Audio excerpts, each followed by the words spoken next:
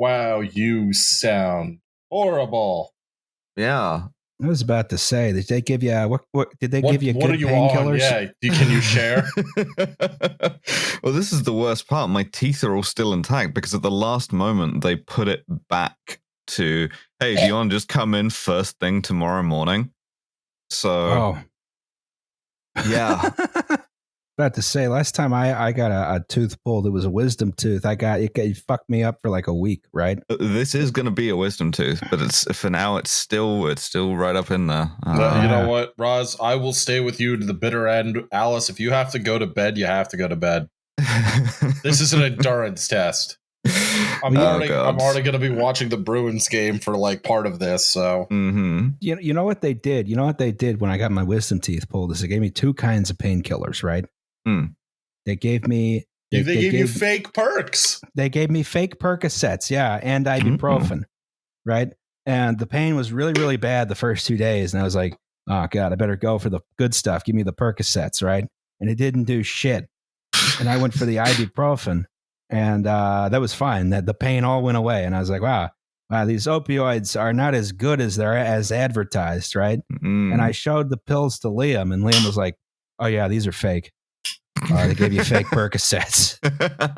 Yeah, I remember just being like, wow, I love that I'm this house's resident financial advisor and narcotics expert. So what you're saying is that your dentist prescribed you the Percocet, and then gave you fake pills so that they could sell the real Percocet at the pharmacy. No, that was the Burke, Virginia CVS was obviously dealing prescription pharmaceuticals on the side, I guess. Entirely possible. That would, in fact, be my guess.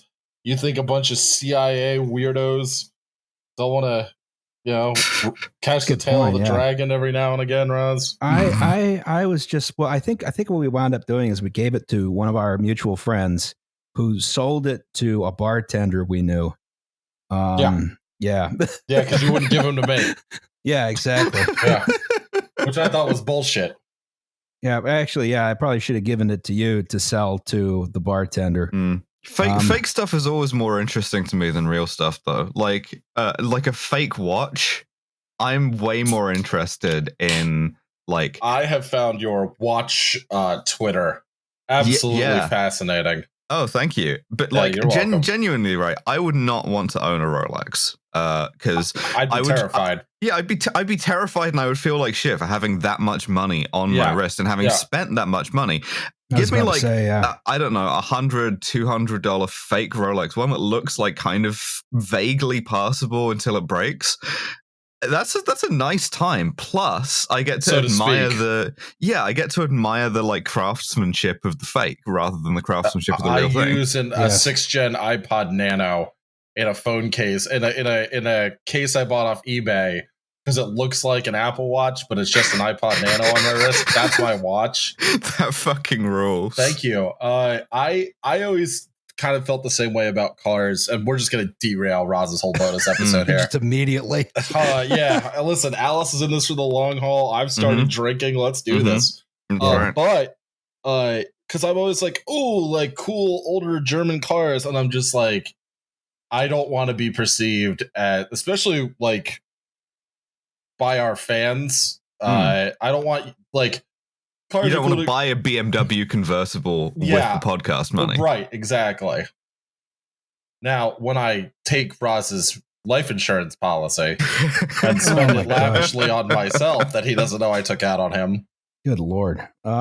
You're a beneficiary of my policy, buddy. I don't even know if I have a policy. Yeah, you're 20%.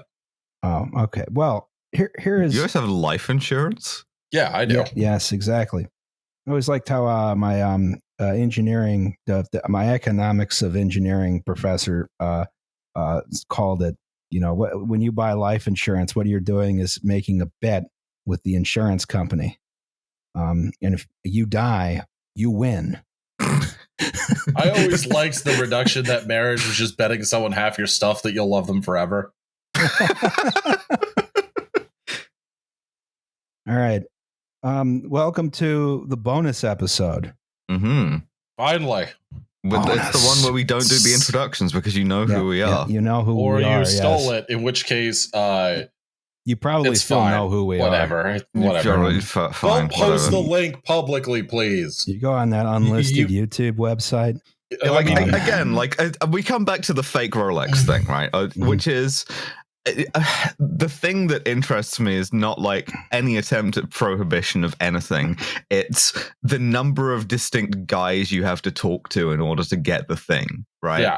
So like if something is very legal, you don't have to talk to anybody. You can just go in and get the thing. If it's a bit illegal, you have to talk to like one guy. And if it's more serious than that, you have to talk to like a guy who knows a guy.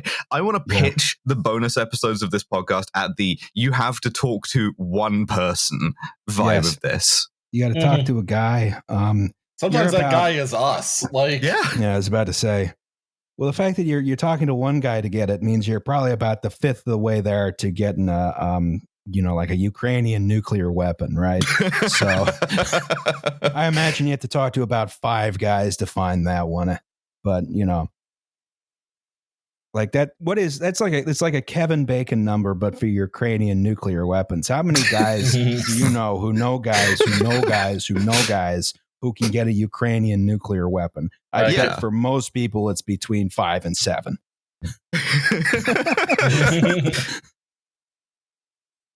So anyway, welcome to the bonus episode. Today we're going to be talking about the cathedral, right? As seen here. Seen here is a cathedral, well, a Duomo, in fact, in Florence. It's Andrew Duomo. I'm Andrew Duomo. My name is Filippo Brunelleschi. I live in Firenze. All right, I'm not doing that anymore. So, anyways, sorry this episode took a little bit long in advance because one of the disadvantages I had is that I have some formal training in this subject. And as a result, I kept trying to polish it. And then today I remembered, it's a bonus episode. Who cares? So anyway, away we go. All right, let's start with the Socratic method. What is cathedral? Featherless bipeds. Big church. That's actually Roman basilica, but with a chair in it. Yeah. Yes. It's in the shape of a cross sometimes. Sometimes. Flying buttresses. Flying buttresses. That's choir. One. It's got a choir in it. It's got a choir. And whatever an apse is. Mm-hmm. A nave. What's a nave? The nave is the main aisle thing. That's the main. Okay, so I'm Jewish. We're gonna talk about like sort of a typical cathedral, right? When I say cathedral here for this whole episode, I'm usually speaking, colloquially as like a big church. Ecclesiastically speaking, a cathedral is where the bishop sits. Yeah, it could be anything. There's a bunch of tiny cathedrals in Rome, for instance. Yes. It's because theologically, it's got to have a cathedra, which is a little fucking chair where a bishop sits, which is again fully just like we have adopted the forms of authority of the Roman Empire. So it's a curule chair that a quaestor or whoever sits in a basilica. Well, we have that now, but it's just it's a guy. Do bishops get a special chair? Yes, like gilded and stuff. Okay. Oh yeah, like a literal gilded chair. Of course, you get a chair. Oh, I figured, hey, again, Jewish. I'm coming from a place of ignorance.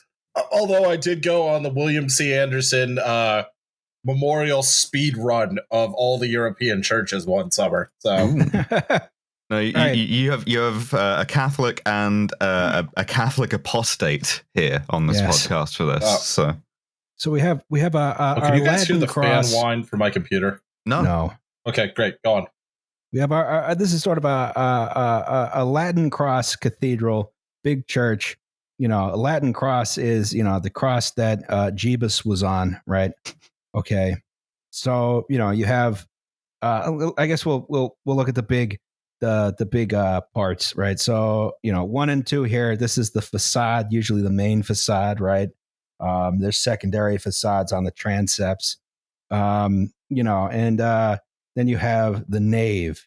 The nave is the lower part of the cross. That's where all the pews are, right? Or most of the pews, right?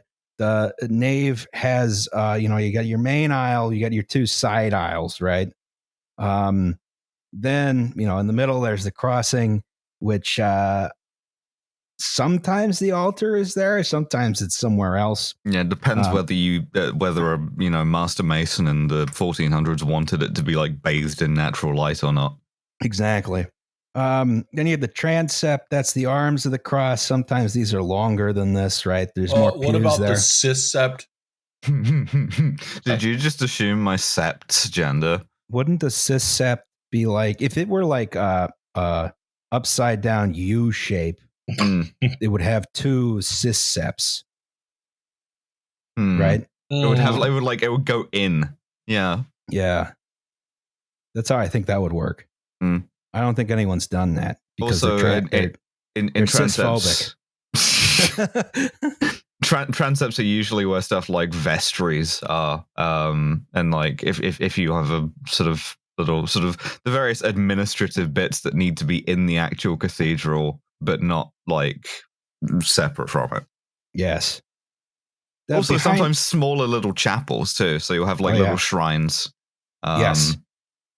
Like all these guys back here are probably like little chapels, and then there are round chapels behind that.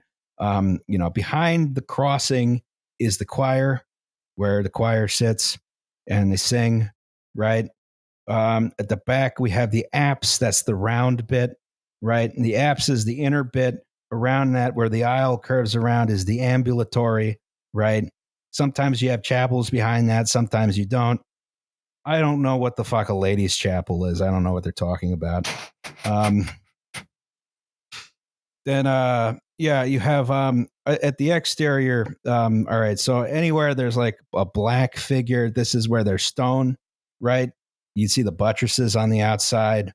Mm-hmm. I should point out there is also a 3D here in that like there's going to be a bell tower above, which we'll talk about. There's also going to be a crypt. Yes, it's going to be a subterranean aspect to this.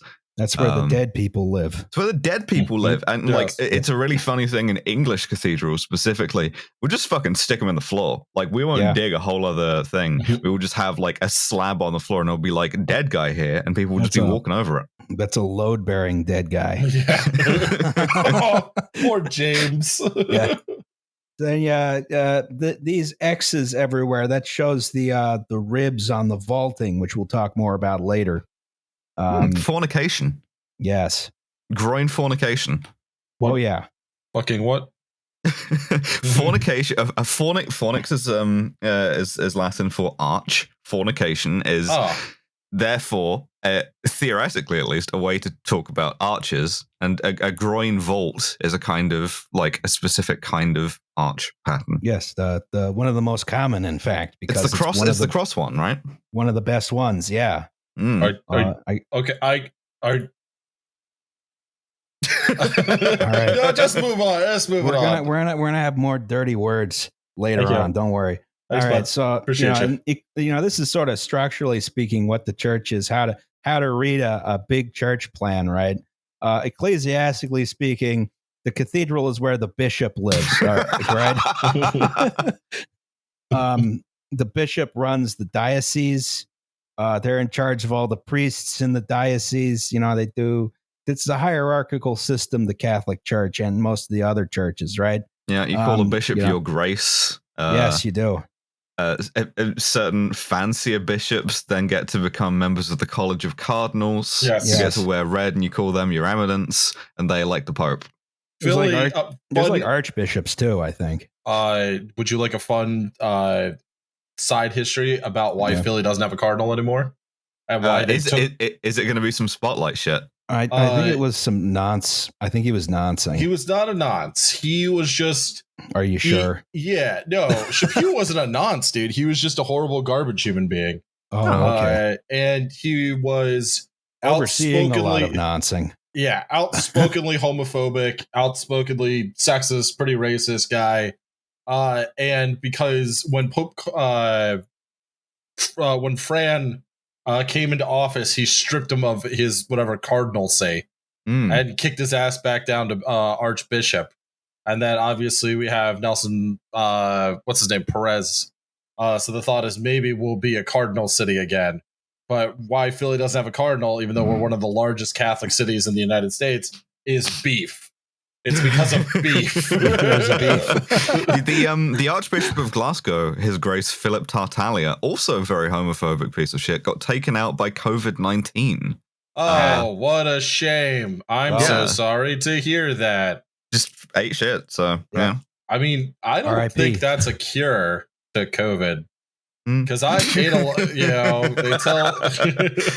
I don't think Glasgow's ever had a cardinal either. Like Westminster usually has a cardinal as like a peon to like the Anglo Catholics, but all right, religion in your screwed up country is fascinating. Oh yeah. Do you want to be Presbyterian, Alice? Not really. Okay, I found the good one. No, your Presbyterians are a lot weirder than our Presbyterians. Yeah, Presbyterians are oh boy, yeah. They love to like split with the previous Presbyterian congregation over stuff like putting your washing out on Sundays. They figured out the bad please part see our of Protestantism episode. That's right. Yeah. They figured out how to be leftist, but only the worst part of it. Yeah, I'm a Black Hammer Presbyterian. Yes. All right. So before we talk about big churches and cathedrals, I figure we talk about older religious structures. Yeah, it's all the same fucking shit. It's not quite the same fucking shit. Because pagan temples, Roman, Greek pagan temples, you don't conduct services inside the temple, right? You do the ceremony outside the temple in full view of the gods and the sky and all that crap, right? So what's the point of the building? It's the god's house. Yeah, the god. There's a big statue there, and there's like priests in there and priestesses and all that kind of crap. Like right? cheating. Yeah, no, you do the ceremony outside. The ceremony outside. You didn't need to do a whole lot of. The building's much more like a ceremonial building. You don't go inside all that often, right? You don't have like a huge space in there. So this is very different from what became the Christian church. Yeah. Also, sometimes you have to have like a lot of shit in there for religious purposes that you don't need to look at, like temples of Jupiter, of Jove, or of Mars. You got to have like a lot of war spoils, a lot of treasure in there, and you got to like guard those, but you don't have to like take them out and show them to people. Yeah, exactly. Or you got to have like you got to have an oracle who goes and inhales some poison gas out of a volcano, and then has visions. Right, you don't have to send a whole lot of people in there because you're going to have one of those confined space problems if you do that. Yeah, do not attempt to rescue people from the oracle without your own self-contained breathing apparatus that you know is rated to go in and out. So, the form of a Christian church doesn't really start until the Roman Empire, right? Even the Roman Republic, right? So there was this thing called the Basilica, right? Yes. This is what's fascinating to me, is that like Christianity, by and large, gets its architecture not from Roman religious buildings, but from Roman civil buildings. And commercial buildings. Yeah. And still, to this day, the one true holy apostolic Roman Catholic Church is still, cladding itself in the Roman Empire. Yes. So one thing about Rome is they really like their public buildings, right? They got the baths, they got the forums, they got the public toilets, they got their colosseums. What else? Hippodromes, yeah. All that good stuff, right? They had a lot more public buildings than probably we have now. Per capita. because like they cared enough about reputation that part of the Cursus Honorum was. We kept the lead pipes. We kept the lead pipes. That's our homage. Is lead pipes killing kids? Rich guys now care a lot less about their names being on signs. Well, they care equally about having their names on the sign, I would argue. Because, I mean, also, there was like the Abercrombie and Fitch emergency room at one of the California hospitals. Yeah. They want their names on the signs. It's just that they don't give a shit what happens after that. The maintenance of the signs is not important. Yeah. Whereas if you are like a public figure and either you or your ancestors have dedicated, say, I don't know, a hippodrome, right? And it's got your name in big temples. And that's embarrassing. That's terrible, right? You have not only have you fucked up in your filial duty, which is deeply important to you as a Roman dude, but you have also like betrayed the trust of the people in the Senate of Rome. Yeah, the problem is that people don't feel shame anymore. You like, and I know I sound, pretty conservative there, but like, not about your bodies or whatever, but like, when you fuck up in front of other people, you should be embarrassed. Yes. Like, you should feel shame. I can't believe I have to say those words. I'm just now imagining a Roman emperor who's lazy, just putting his name on one of those adopt a highway signs. Yeah. This what are the Roman highways called? Autostradas. Just going roads. Yeah, Strada. Yeah. This Strada brought to you by Augustine in tiny little numerals. Yeah. Well, specifically, Vespasian was the guy who was like absolutely horrifically tight with money. And it was a regular joke amongst Romans at that time that like the emperor is famed for his generosity, because there would be, temples and stuff that like as the Pontifex Maximus or whatever, he would have like a sort of a constitutional requirement to upkeep, and he would just be like, no, I can't afford it. Don't want it. So, all right. The Roman Basilica is sort of a large multi-purpose building. It's a strip mall. It's a strip mall. Large open space in the middle, yeah, which is sort of used for everything that can't be done in the other Roman buildings. You do your business there that you can't do in the public toilets. What? You poop? Yeah. Well, no, you're doing your other business. Yeah, you have your banks there, because a bank at this point is a store with a bunch of lock boxes and a big Syrian dude. Oh, I poop. Okay, got it. Roll Tide. Yeah. So, you use this for commerce and trade. It's for a meeting place, right? Sometimes it's sort of, they do trials in there sometimes, you'll have addresses and audiences with Roman officials. You have some miscellaneous government crap in there. It's sort of like a big state-owned department store, right? So this is this one in particular. We're looking at the Basilica of Pompeii, which back in the day it would have had a roof on it. This thing happened in 77 AD. Really fucked the place up. Yeah, these are mostly like big brick buildings with a lot of arches in them, which is unusual for what we think of as Roman architecture, even though Romans fucking loved arches. When they're not blown up by volcanoes, they hold up quite well. I think Trier Cathedral is like mostly still built on one of these. We're gonna get to that in a second. Oh boy. So I keep jumping the gun on these slides just from like personal knowledge. I'm sorry. It's okay. It's funny. I said this as an aside before, and I've said this to Roz, that like a lot of times I feel like I don't contribute very much to these bonus episodes, and that's because Roz, I'm just like listening to you two talk. I'm just like learning so much, and then I'll jump in with like, they take a shit in the bank. I'm like, nobody needs to hear that. You haven't taken a shit in the bank? Yo, in a rich man's house, there's nowhere to shit but his face. So in the meantime, we have this thing called Christianity happen, right?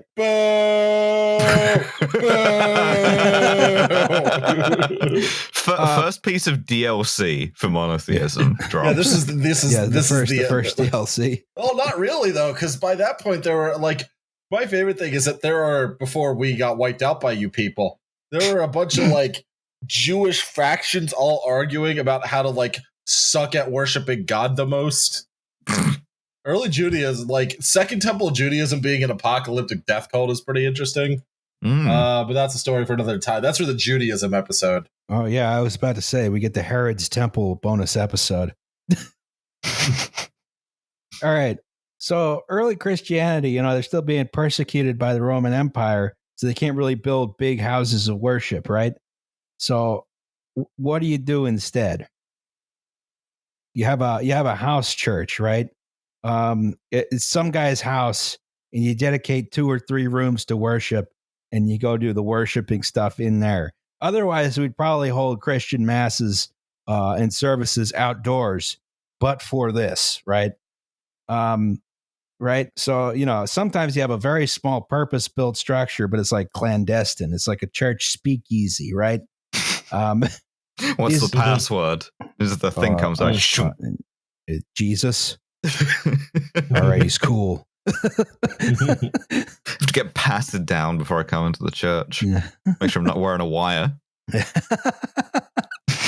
So this is the ruins of one of the earliest house churches. You can see it's just a couple small rooms in Dura Europos in Syria, right? Hard Europe. Yeah.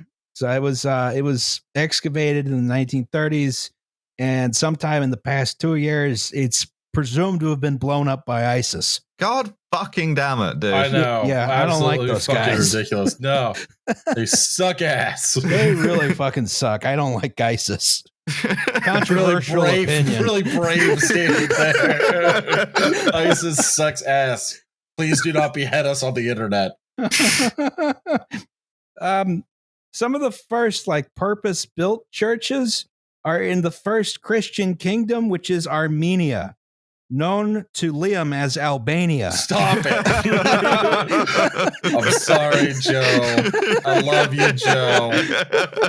Thank you for calling me an absolute unit the other day with that Dallas Cowboys fan of all fucking people. I love that a Cowboys fan and an Aggies fan called me a cuck. Like, look in a fucking mirror, dude. Yeah. Someone quote tweeted you this morning also and said you're ugly. Who said that? Who said that? I didn't see that tweet. You got to check the podcast Twitter. Oh, no, because I think they then blocked me.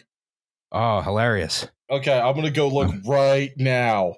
You that woman who faves her own tweets. Saves her own tweets. It was disgusting. Someone recommended your podcast to me and it was garbage, which is a very funny sentence to me. I was about to say, yeah. Someone DM'd me, I will keep them anonymous, that they're renationalizing the trains in the UK, apparently.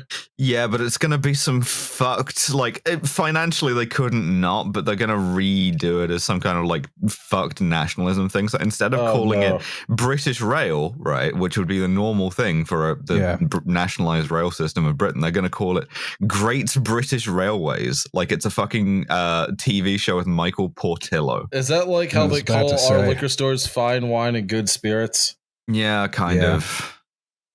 All right. So Armenia adopted Christianity sometime shortly prior to the Edict of Milan, which was when the Roman Empire started tolerating Christianity. So sometime between 301 AD and 314 AD. So some of the oldest intact cathedrals are there. This is one. This is Exmiadzin Cathedral. Oh, boy. Rumored to have been started in 301 AD, right? And this is in a town called Vagharshapat. Vagharshapar. It's near Yerevan. Okay. I think I know how to pronounce that one at least. So I think this has been added on to a few times since 301 AD. I don't know very much about Armenian architecture. Yeah, it's got a little bit of a sort of McMansion hell thing going on here. I like it. I like this one a lot, actually. These pointed arches seem a little ahead of their time, though.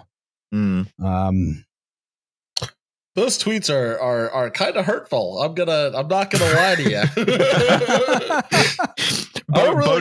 Bonus episode 70. Liam gets his feelings hurt. Yeah, I don't really mind. I mind the ones about Corinne, obviously, far more than I whine about the ones about myself. So now, Now you're in a fight with somebody. You're gonna get in a physical fight with somebody. So, all right, the Armenians are trailblazers, but despite this, the main heritage of the Christian church comes from one building, which is Constantine's Basilica in Trier. The thunder of this already. I'm sorry. All right, so this is Constantine.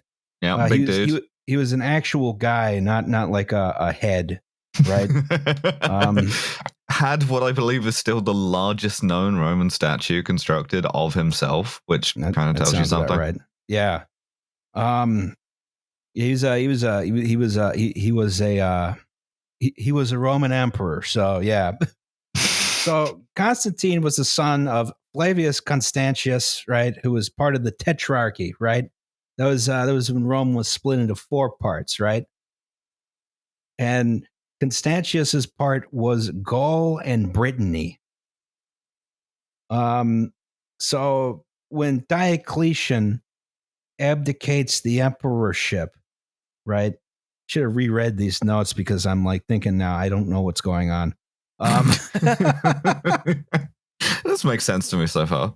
Constantine winds up in charge of Gaul, Brittany, and Hispania, right? So that's sort of France, the UK, and Spain. And one of his first projects is improving the capital of his district, right? Which was Trier. And one of the public works he built was his big ass palace and adjacent big ass basilica, right? Which is sort of just a throne room for him, right? So you see it's got an apse, it has a nave.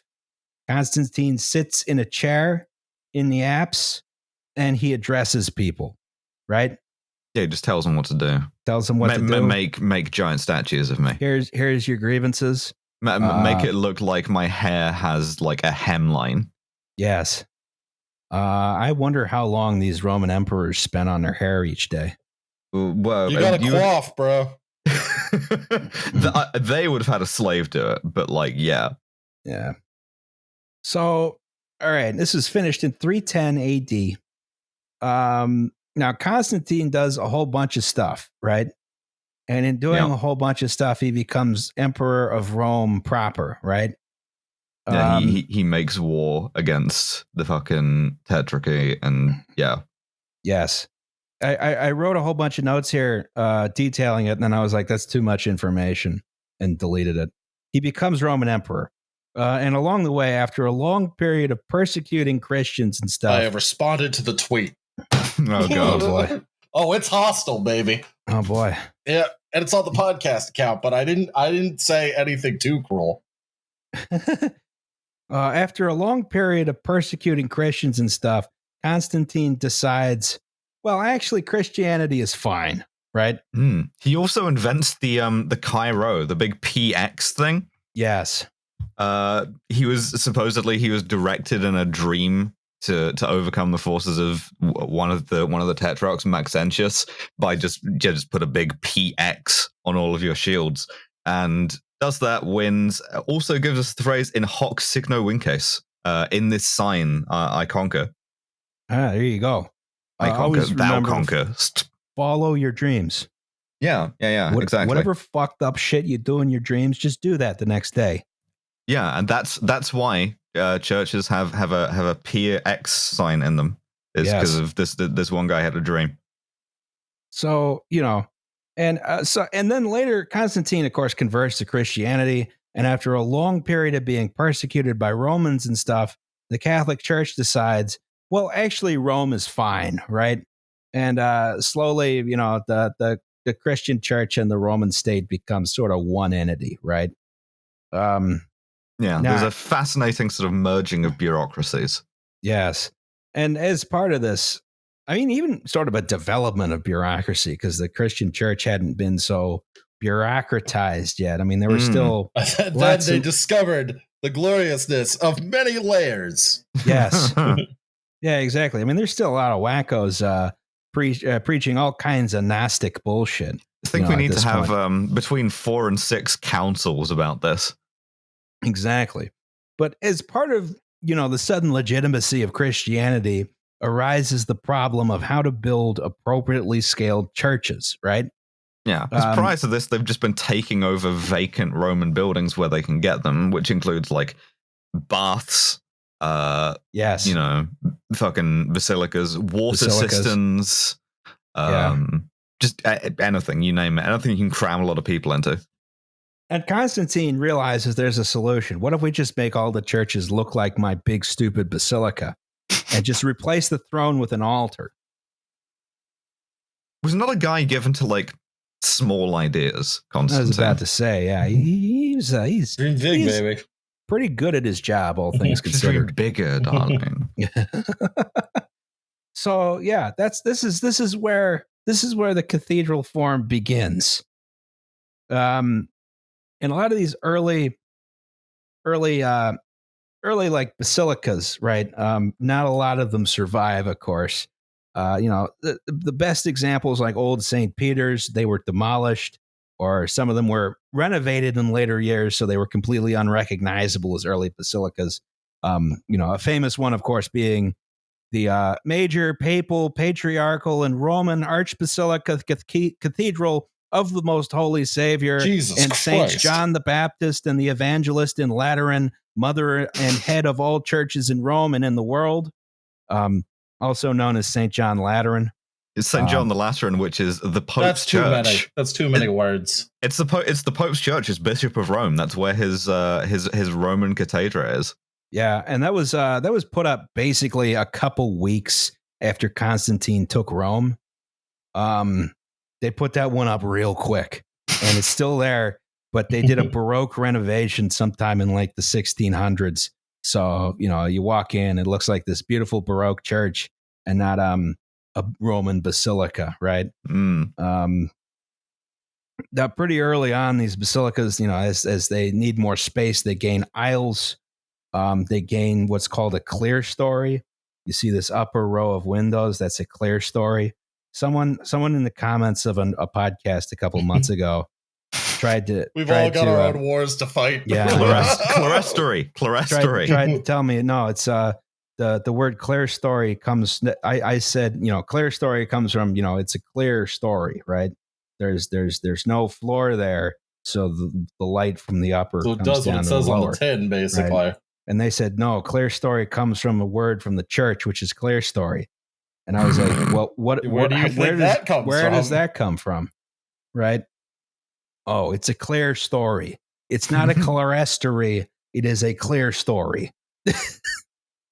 So I just learned something horrifying about St. John Lateran while I was checking that I hadn't fucked up, that it was in fact the Roman cathedral, which is that by virtue of their office, this having been worked out with Henry IV, the head of state of France is the first and only honorary canon of the Archbasilica. So Emmanuel Macron is the canon of St. John the Lateran.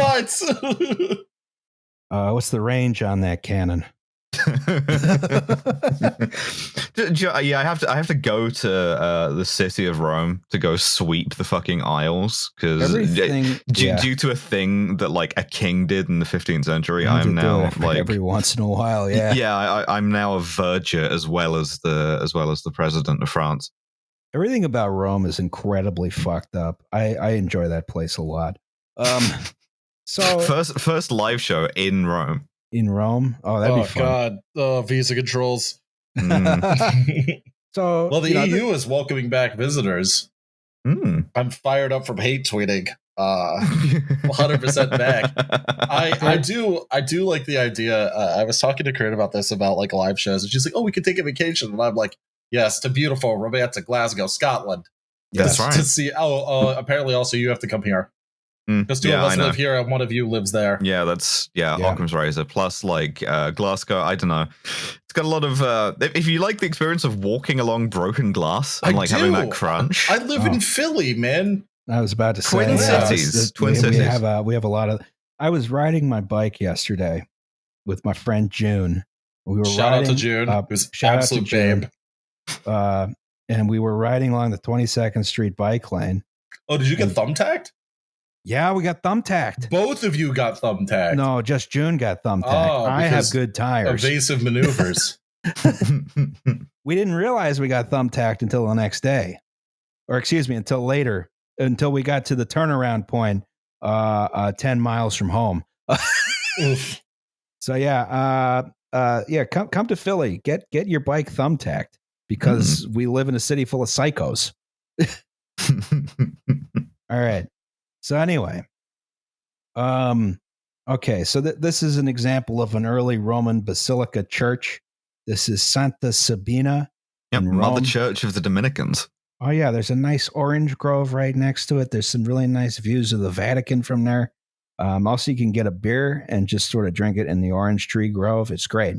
You may notice this vibe wildly foreign to everything the Dominicans have done in history, but I was about to say, yeah, no fun allowed.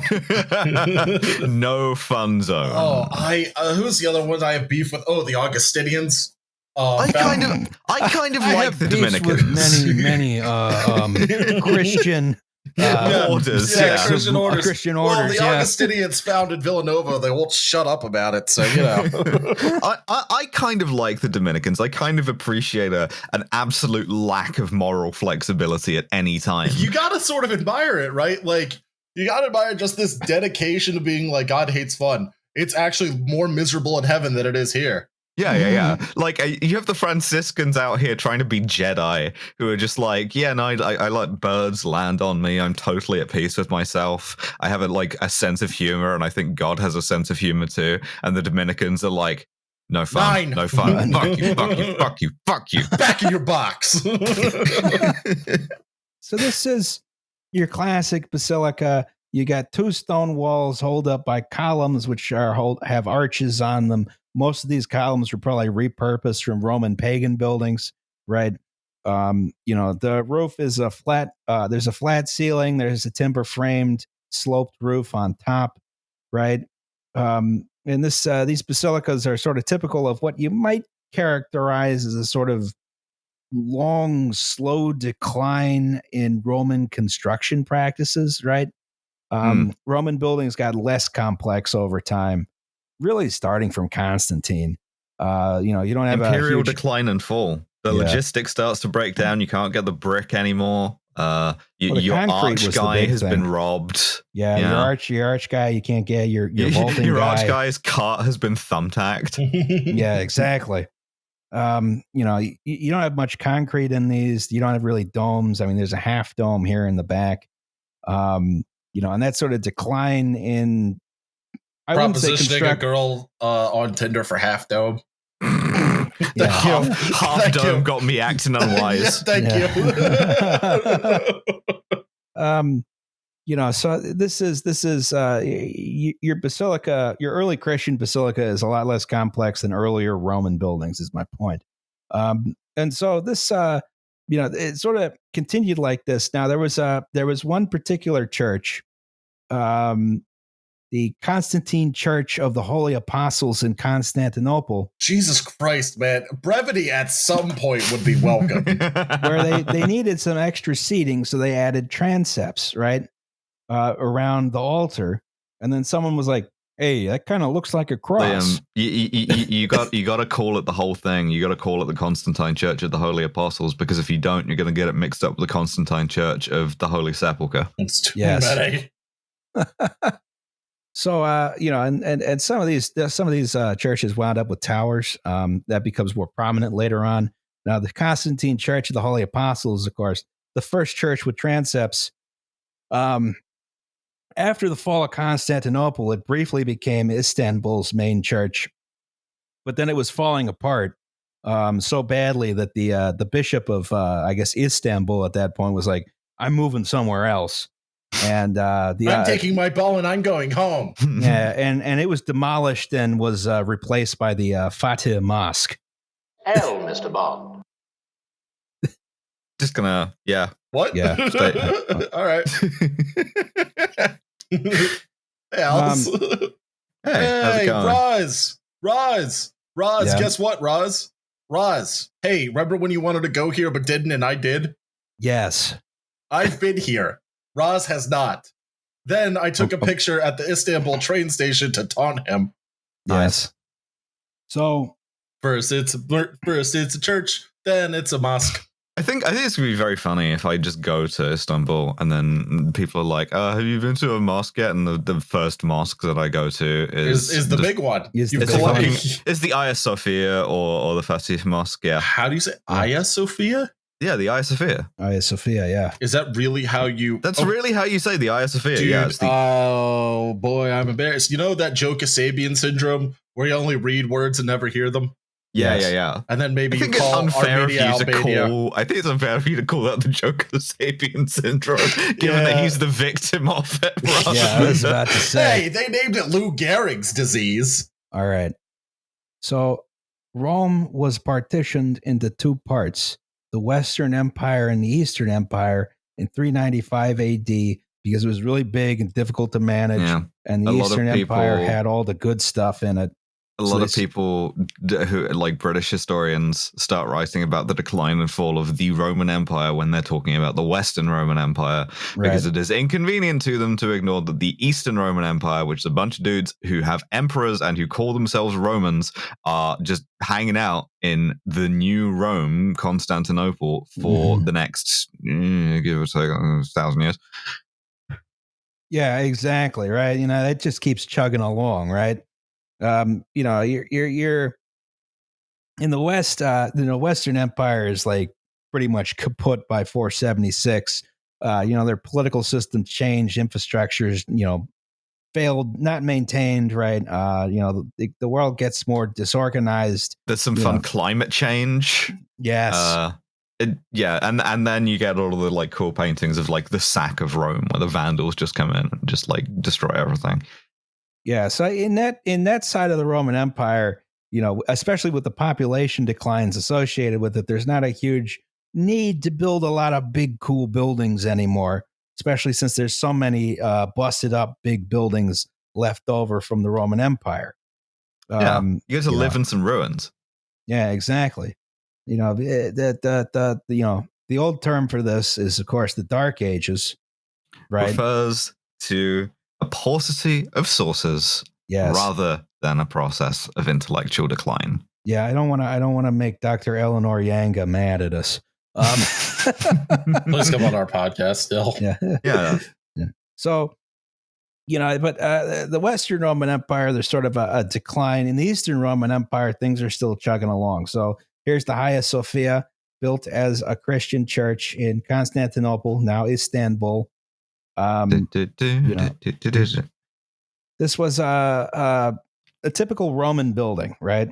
And what makes it a typical Roman building is that we usually associate like big, huge, monumental churches as things that take hundreds of years. This was the largest church in Christendom for over 1,000 years. And for Romans, this church did take unusually long to build. It took 6 years. Hey, build it fast. And time is money. Yeah, that's right. That is right.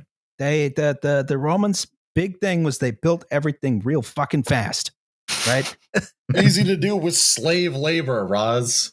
Not all of it was like. Although I suppose the Empire State Building wasn't built with slave labor, so what am I talking about? They built that in 12 months. What happened to America? It's a combination of slave labor and like technology. Don't quote me on this, but I'm pretty sure it's not all slave labor, and it's not slavery as we think of slavery now. Slavery is like kind of relative in Rome. Different levels of slavery. Yeah. But when you're trying to get like skilled, masons and stuff like that, you're not looking at slaves. You're talking more on a sort of a corvée thing, like the emperor says you have to work here. Mm-hmm. I don't know that offhand. I might be completely wrong. I don't know. I'm pretty sure you don't come to this podcast for being correct about anything. True. You come to this podcast for us and our relationship and your parasocial relationship with us. Thanks for the money. True. Thank you. Yeah. All right. So, I thought we'd jump ahead a little bit and look at the medieval cathedral as like what it sort of functioned as.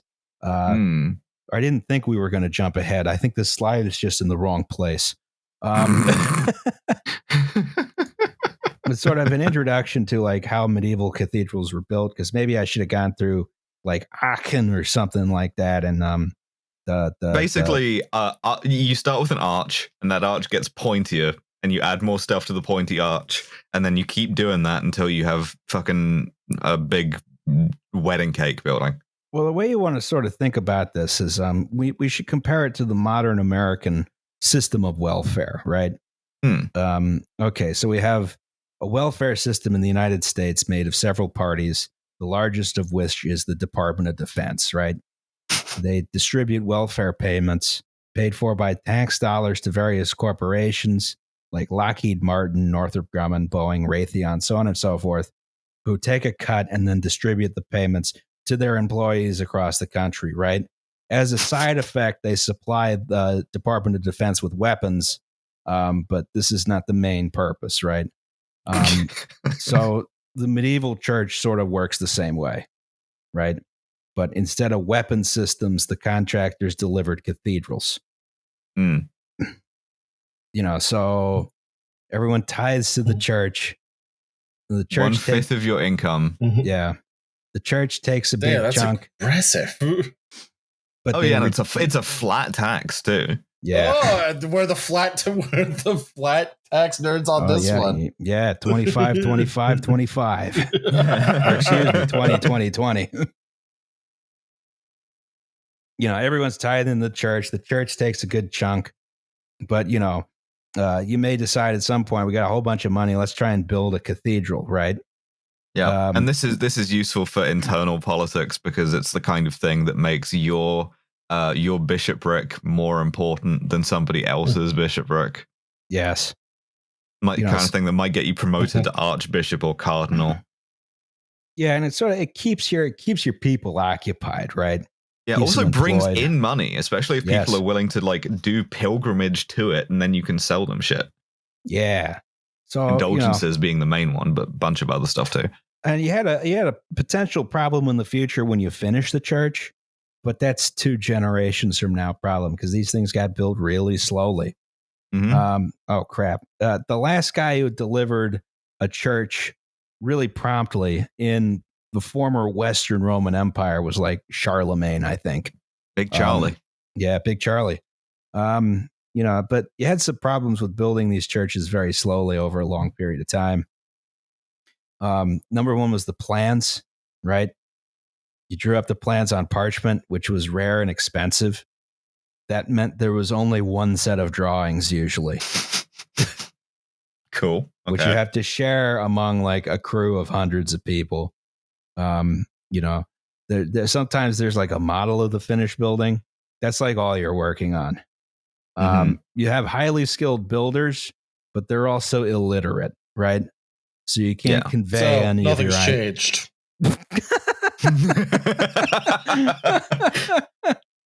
Get a real contractor's signature on these plans. Yeah.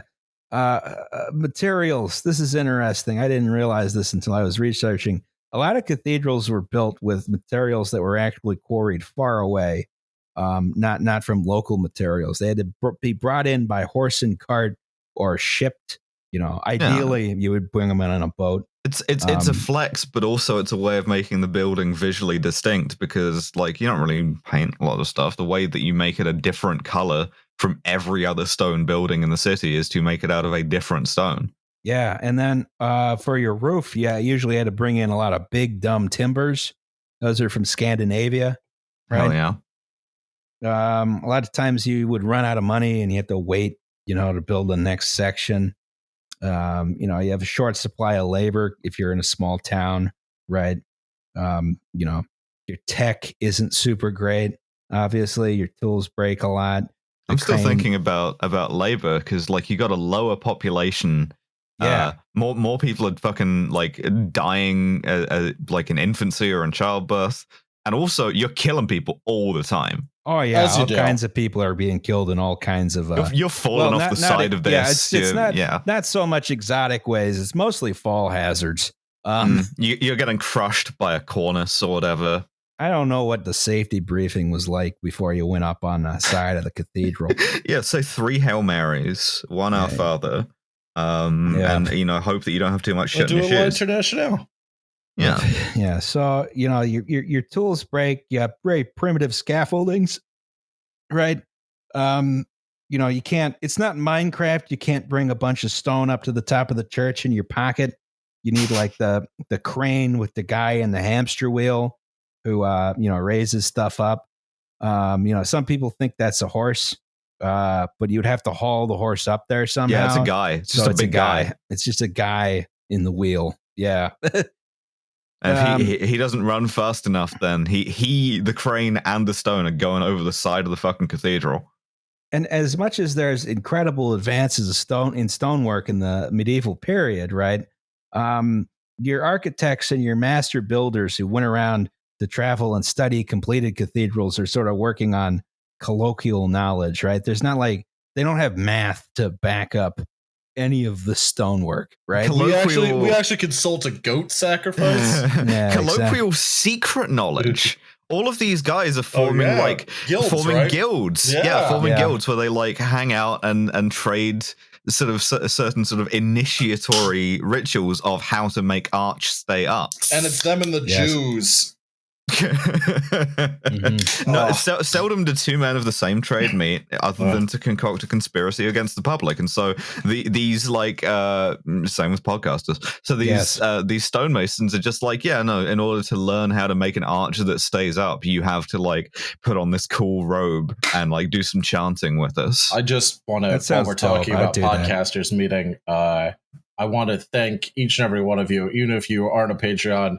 Those of you who are being incredibly cruel to people who insulted me on Twitter. That's all we want from you. That's what we want. A special shout out. That's our corvée, right? Is even if you can't financially support us, if you can support us by bullying our enemies, it's harassment. It feels really good to like go to a tweet and be like, all right, I'm gonna go like listen to Rod. I'm gonna go do this. I'm not gonna worry about that. But check on my girlfriend. No worries. Like, hopefully she's okay. And then, like, you come back to, like, 15 tweets being like, why are you tweeting about people being ugly? Look at you. Look at your face. Look at your face. It's okay. It's called We Do a Little Trolling. Yes. Yeah. So thank you, followers. Love y'all. Mwah, mwah, mwah, mwah. The net result of all this is that there's a lot of, very beautiful cathedrals out there, but there's a lot of cathedrals where you can see that they fuck shit up. There's also a lot of cathedrals where you can't see that they fucked shit up because it falls over. Because they fell over, yeah. Here's the most common thing is the roof falls in, right? And it kills a bunch of people. So here's Selby Abbey. You can see that the stonework settled severely while it was under construction. This is not a good profile for an arch. Right? Oh, it's trying its best. Here's an example from Canterbury Cathedral. They started this arch too aggressively, and then they had to sort of correct for that. You notice that also this column is lower than the other column. Yeah. Wells Cathedral is a fun one. The walls were overstressed when they built it, and they realized this thing is going to fall down if we don't do something. So the architect decided the way to handle this is rather than have a clear nave here, he was going to add a large, unhappy owl. Right? I really like it. Yeah, I like it too. So, and that's to say nothing of the ones that just, collapsed while under construction or after they were finished. Yeah, you say mass in a storm and lightning strikes and like one of the towers collapses or the whole roof just comes in and kills everybody. Yeah, famously Lincoln Cathedral was the tallest building in the world from 1311 to 1548. Great town if you've never been, by the way. It was the first building to exceed the height of the pyramids. It was the tallest building ever constructed until 1889 when they finished the Eiffel Tower. It's 520 feet tall from this one spire, which you may notice is not there anymore because it fell over. Yeah. A little bit too tall. Yeah. Sometimes you got over ambitious. This is the big cathedral in Siena in Italy, right? Okay, so it's a normal cathedral. It's got an apse, it's got a transept, it's got a nave. Don't really like it, but yeah. I've been here. I liked it a lot, actually. And they decided, well, we're so prosperous. Now that we built our first church, what we're going to do is we're going to make it bigger, right? We're going to make it much bigger. They were going to take their entire church, and they were going to make that church the transept of the new church. Oh. Yeah, so what they did is they built one aisle and the wall for the facade, but not the facade itself. And they ran out of money. Listen, you got to pay your condottieri. It's more important to pay your mercenaries, your company of English mercenaries, fucking Halberds Baz, to not destroy your city than it is to finish your cathedral. Yeah, this is a good point. Yeah, because if you finish the cathedral and you get destroyed, then you don't have a cathedral, right? That's right. You got to pay the Baz company. And Siena remained bankrupt to this day.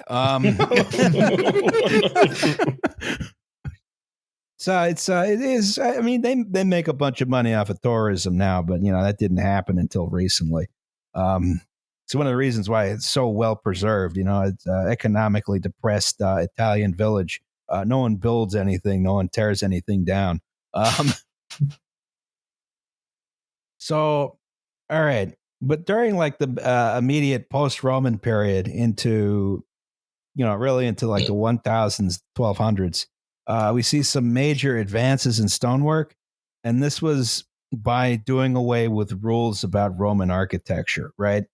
The Roman architecture is very formalized. There's this sort of specific formal vocabulary. Okay, this is how a column is built. This is how a cornice is built. Yeah, that's partly why they're able to build so quickly. It's because essentially it comes out of a catalog, right? Yeah, exactly. I mean, sort of, because all these things were built in different proportions based on how tall you needed something to be. But it is also, I guess, why you could probably swap out columns fairly easily when you built a new thing. But they definitely built stuff to central plans, because like a lot of Roman frontier towns that have survived have basically just been like, yeah, no, you just order this out of a thing from Rome, and they ship you exactly how much stone and wood they know that you need to build it. Go to the Sears. Sears catalog for arches. The Sears mail order buildings, not a Sears phenomenon, a Roman Empire phenomenon. Yes. So once the empire was gone, we start to see something develop that we now call Romanesque architecture, right? Pointy, make it pointy. That's Gothic. That comes later. Oh. Romanesque still has round arches mostly. This sort of takes the rules from the Roman Empire and throws them out the window.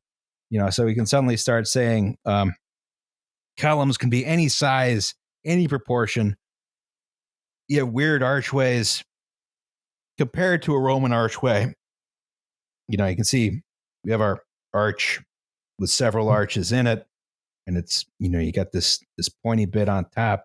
Here we have some arches that are interlaced. You could do all kinds of wacky stuff. You could do anything you fucking wanted now. Who cares? The rules are gone. There's no more rules. It's like the first couple weeks of COVID, man. Yeah. The empire's gone. Fuck them. Disrespect your surroundings. Just drinking shit on the trolley, drinking shit everywhere. Oh, It felt so good. I mean, the death was bad. Yeah, well, they had that back then too. Drinking while constructing the cathedral. So yeah, you had a lot of your early Romanesque architecture was sort of a continuation of basilica style churches, but stone vaulting starts to come back in about the 900s, right? So we have to talk about vaulting. Oh boy. So, are you sick of looking at those big wooden timbers? You want some more stability in your structure? Have you considered vaulting it? So have you considered building some stone arches inside your stone arches? Yes. So there's lots of kinds of vaulting. Vaulting is basically just an arched stone roof, right? Your theoretically your easiest one is the barrel vault, right? Which is just an arch that continues, right? The barrel vault is the easiest one to construct theoretically. The problem is it has a lot of thrust, right? There's forces that go both ways out, and that means you need big buttresses, right? And it means you need a lot more material than other kinds of vaulting, which is why we also have the groin vault, right? Finally. Yes. The most erotic, well, there's your problem yet. You thought the Eagles episode was going to get you hot and bothered. Also, shout out to the person who called me ugly because they suck at trolling. You get you. Oh, it's just so sad. She's trying to be coy and funny, but she's really bad at it. Yeah. Aww. So the no, wait, no. We're gonna have to delete that one. Great, Damn it. Sorry. So the grind vault is when you have two barrel vaults intersecting each other, right? So you can see, there's sort of a X-shaped ridge, right? What this does is it concentrates all the weight from these two intersecting vaults into the columns on each four corners, right? And that means that the force is much more vertical than it is horizontal, right? So you need less buttressing and you use less material, right? This is a brilliant innovation, right? Now, the Romans had these, and they used them for like large public baths and stuff. What they didn't realize, they had a hard time putting them up, though, because they didn't realize there was one weird trick to make them really easy to build. And that was ribs, right? Yeah, I usually prefer brisket. Ribbed for her pleasure. Have brisket? Could you make me some brisket? No, you're thinking about the rib witch. No, I'm thinking about you making me the food. McRib. Make me food. Yeah. You make Liam food now? McRib, yeah. I kind of want a McRib.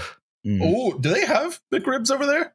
No, well, not anymore. Oh, also, are they halal? I don't bother with you. I don't know what you do.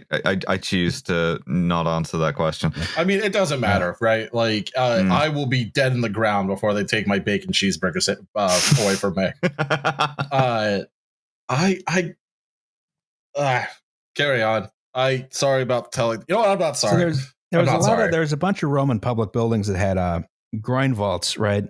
But the Romans found them difficult to construct because they required a lot of centering, right? You had to build a big temporary wooden structure in the shape of the groin vault and then lay the stones on top of it, right? Yeah, it's like casting. You have to make a negative of the arch, and then you build the arch over that, and then you take the negative space out, and you have an arch, and it stays up. And that was expensive. It was difficult. And then not that difficult, apparently, because, again, they put these buildings up in months and not centuries. But it's a pain in the ass, and they don't like doing it. Yeah, it's a pain in the ass, yeah. The medieval builders and architects developed the rib vault, where you have these large stone ribs, right? You build those first, and you fill in the rest, right? You saw this in a couple slides ago. You can see the centering here is just for the ribs, right? And then you build the ribs, and then you can just throw some planks in there and put the rest of the shit on top, right? As opposed to building out the whole structure in wood beforehand. This is much, much, much easier, much cheaper, much faster too. Although you would need to have a construction schedule that, match the Romans for the fast to matter. So, this is a big improvement. Starts sort of with the Normans, if I recall correctly. This is a big Norman cathedral here. I forget which one it is. This was the big innovation until the next big innovation, which wasn't an innovation because they stole it from the Muslims. The pointed arch. A lot of that going around. Yeah. Yeah. Stole it from the best religion and the one with the best line in arches. Personally, I slightly prefer a horseshoe arch, but I like a pointed arch too. Okay, so the pointed arch, they sort of steal this from the Muslims around the 12th century, right? Got some images here. We got the city gates of Samarra. We got the Sheikh Lotfallah Mosque in Isfahan, right down here. Nailed it. Okay, good. Now, in traditional Islamic architecture, a lot of times these pointed arches are kind of aesthetic, right? Because you can see there's a lot of buttressing around these arches. These are buildings which are open to the sky.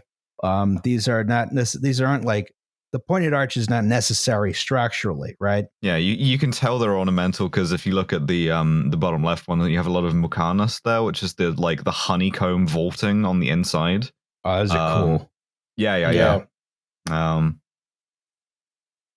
And you can just build those out or whatever, and you can like paint each individual thing so it really like glitters. Yes. In medieval Gothic architecture, medieval cathedral architects and builders and the stonemasons realize we can use these pointed arches to make the forces even more vertical than they were from the groin vault, right? Right. So you have less problems by thrust because this force is all going straight down. You can have narrower columns. You have lighter and more airy buildings, right? You have, because at some point, a lot of Gothic architecture, especially in Northern Europe, becomes, France and England, becomes this sort of becomes this sort of competition to who can put the most glass in their building. Yeah, dick waving contest. Yes. Yeah. Dick waving contest between the Masons Guild and which is basically all of human progress when you think about it. Yeah, yes. and the glass makers and the glass painters guild. Mm-hmm. So the so with the introduction of the pointed arch, we sort of move into the Gothic phase of cathedral building, right? Incidentally, all of this glass is lead, so absolutely. All these guys don't let your kids lick it. Becoming extremely normal as I work on my life's work of one small window. Yes, I'll be right back. I'm going to get more beer. You can go without me. No, I am actually coincidentally going to get another beer. Okay, I got to pee too, so I'll be a second.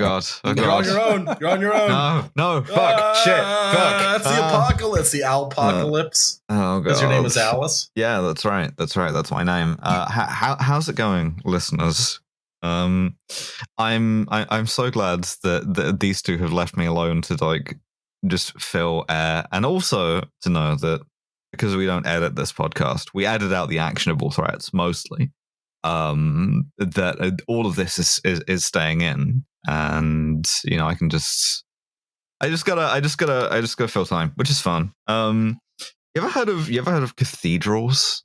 Like a cathedral. Although it's funny to me, Glasgow Cathedral still has a ton of the like literal scars of like the European wars of religion on it. There's like the door to the vestry is literally still has bullet holes in there from when it was originally a Catholic cathedral, and the Protestants came in, shut the place up, and also disfigured in a really sort of ISIS move, disfigured a bunch of effigies in the crypt. So there is the tomb of noted Scottish medieval historical figure Bishop Wishart, who's portrayed in effigy and with his like bishop's crozier and his bishop's robes with his mitre on top of his grave, on top of his tomb, and they just fully like hacked his face off.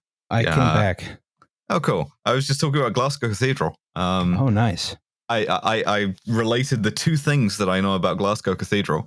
And I should have put our local cathedrals in here somewhere. I didn't do that. Well, damn. Yeah, you tell fun stories about them. What's going on with Philadelphia's cathedrals? Well, we have a cathedral. I have a picture of it later in the presentation, and it's kind of made out of a weird brown stone, but I don't think it's brown stone. Brownstone is a type of stone, but I'm pretty sure it's not made of brownstone. Brownish stone. But the stone is brown. Right? Yeah.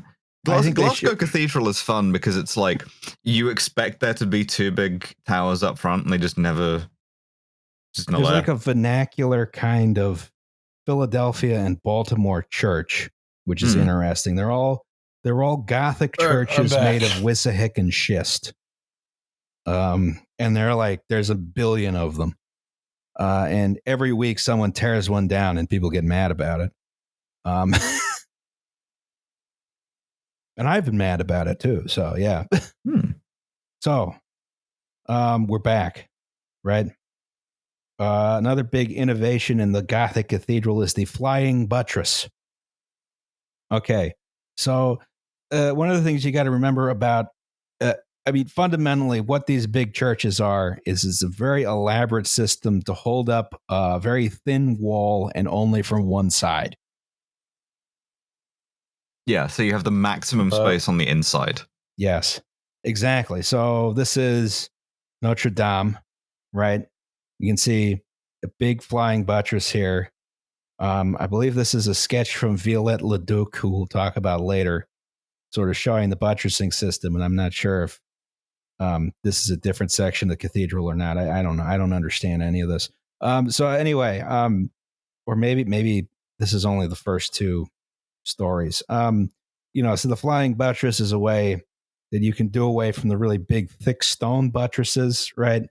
Let more light into the structure by having these half arches that, buttress into the wall, right? And in that fashion, you can help hold it up without. Yeah, these guys knew one trick, and that trick is arch. It's a very versatile trick. Pretty good trick. It's a really good trick. It's almost as if it should be called architecture. I assume they stem from the same root word, but I believe so. Yes. Yeah, you know more than I do, certainly. So, with the flying buttress, you can really, really open these buildings up a whole lot. And you have these cathedrals which are, based entirely. I mean, they just become elaborate window systems with elaborate stonework holding shit up, right? And the Gothic style becomes very, because we're in sort of the middle and late Middle Ages, when stuff started to pick up again, right? We have lots of distinct regional styles start to develop, right? So, you get your French Gothic up here. It's very light and open and airy. There's lots and lots and lots of windows, right? Fun to climb up in Assassin's Creed games. Oh, yeah. They had a hunchback to ring the bells. You have your English. Is that true? What you mean? Was Quasimodo a real dude? I don't actually know. I don't know either. I choose to believe all Disney movies are real. It's true. Well, I mean, yeah, we have the the best Disney movie, of course, Anastasia. My favorite, even though it's not a Disney movie. It is a Disney movie now. That's right. No, yeah, yeah, and it has the only guy to use his superpowers for good, and cool stuff in any superhero movie, which is, of course, Rasputin. Yeah, he causes the October Revolution with evil magics. Yes. I love the movie Anastasia so much. I haven't seen it in a long ass time. Okay, so we got French Gothic, very light, open airy. English Gothic is similar. I would say I think the English had some more creative stonework. So this is King's College Chapel in Cambridge, right up here. Back here is Amiens Cathedral. Amiens. Amiens? Yeah, that. Yes. Okay. The Germans also have a Gothic it's style. Feeling very normal. And then I realized I could build a cathedral out of brickwork. Yes. Yeah. The brick. Yeah. I like them a lot. I like the brick Gothic. It's cool. I like a lot of German and Austrian cathedrals, particularly because they'll do a funky roof. Like this one doesn't, but the Stephansdom in Vienna is the one I really like with the like patterned roof. I like that a lot. Oh, this is the Marienkirche in a city I didn't write down what it is. Cologne, maybe. Maybe. The Spanish developed their own Gothic style, which is concerned primarily with one factor, which is bigosity. It's Lübeck. It has to be really big. Yeah, it has to be really big, has to really rip off a bunch of mosque stuff. It does rip off a lot of mosque stuff. This is Seville, which I think was the second largest church in the world for a very long time. It's got a nice minaret. Oh, yeah. Yeah, it does have a minaret, basically. And the whole structure itself is just a complete like disaster show of conflicting styles. It's great. Yeah, plus you get like a bunch of really fun stuff like horseshoe arches and like ablak and stuff, which is where you have the like alternate layers of white and red brick. I really like that a lot. And none of it matches. It's great. I love it. Yeah, it's just absolute chaos mode. Yeah, fantastic. Yeah. And then the Italian Gothic. Oh, the other things, Spanish Gothic. They also have usually pretty small windows because the climate is very hot. My local recording crashed. By the way, buddy. No. Well, yeah, my PC just crashed and then went into a boot loop. So what did I miss? Sorry, I'll try to get back when I can. We were talking about various styles of Gothic in different parts of Europe. I am not recording an hour and 20 minutes of podcast again. No, it's fine. I assume Zencastr saved it. Yeah, if you're still back, if you're back as we like Zencastr, then we should be good. Yeah. Okay. Yeah, you missed. We talked about different characteristics of Gothic, and also my PC. Praise be to Jesus, save the local recording. I might go unstable for a second here, so if I do, I guess either A, finish without me, or B, I'll go on my Surface. Okay. I'm hoping I'm good. Sorry, everybody. Also, Northeast Philly should be wiped off the face of the earth. That's true. Yeah. It's incredible. You move into a neighborhood that's much newer than mine and you have much worse internet. No, I have good internet. Internet's something to do. My PC hard locked. As the Hadith says, trust in Allah and record both locally and remotely at the same time. Thank you, Alice. The words of the Lord be upon you. All right. So, similar to Spanish Gothic, Italian Gothic also is usually characterized by small windows, except for some of the northern Italian architecture. This is the northern interior. People are going to get mad at me for this, but northern Italy is just southern Austria. Yeah, it's kind of like it's sort of Switzerland. I mean, you know, it's not meaningfully the same country in Turin as it is in Naples. Everyone knows I'm right. Milan is not a relaxing place. Kind of censor me merely for saying that Italy is an unusually fake country, even though all countries are fake. And Alice, listen to you. Italian reunification was a mistake. Make it big Austria and two Sicilies. My great grandmother wrote a biography of Garibaldi, so I'm inclined to like Italy, I guess. I don't know. One of the interesting features of Italian Gothic buildings, this is the interior of the Siena Duomo. Rather than having a bunch of flying buttresses or regular buttresses, what they would do is they'd have small iron ties holding the arches together. Right? And that counteracted the thrust. If you ever are walking through an Italian cathedral and you're like, what are those small iron ties? Those are the one thing holding this giant building together. It's like a 1-inch iron bar. And if you cut through that or something, the whole building would fall down. So we're going great with the Gothic style all over Europe for a long time, right? We're building these huge, innovative buildings, right, with all kinds of new, interesting techniques, and then something horrible happens. The Renaissance.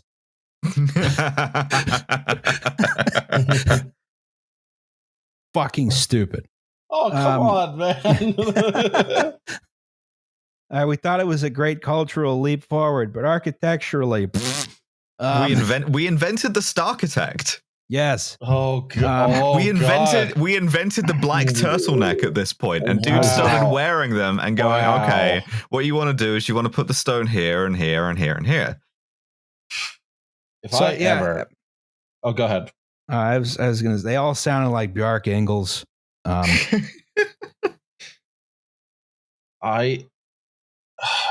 What have you got against Renaissance architecture? Because I kind of like it a lot. I'm about to explain. What is it, slave boy, that the Renaissance is? Ross doesn't like it because he thinks it looks like Disneyland. All right. Oh, I have to get the notes back up. Son of a whore. Previous cathedrals and churches were largely built by unnamed architects, artists, and builders. The Renaissance happens, and then we taint architecture with man's hubris, right? So here's Santa Maria Novella. This was by Leon Battista Alberti, right? This is supposed to invoke an earlier Roman form, although I don't think it really does. No, it's kind of Byzantine-ish. Does kind of more Byzantine than anything. It looks like it's also Moorish as fuck. Look at those those arches on the bottom. The scrolls here are something kind of entirely new. It's still, he's trying to do a temple up here, but he's got a rose window in there, which is goofy. He's got. I really like it. Actually, it's cool. I've been there. It's a fun one. But there's some like sort of Roman influence. You can see these columns here. You go back to a more traditional Corinthian, as opposed to like having 17 enjoined columns like all together. So you have things like the Florence Duomo. This is by Filippo Brunelleschi. I'm Filippo Brunelleschi. I hate you. This is actually the Duomo was built in sort of an earlier Gothic style. The original architect, who I don't know, I think his name is lost to history, said, all right, you just build up to here. And by the time you finish building up to here, you'll know how to build a dome on top of it. Oh, okay. Right.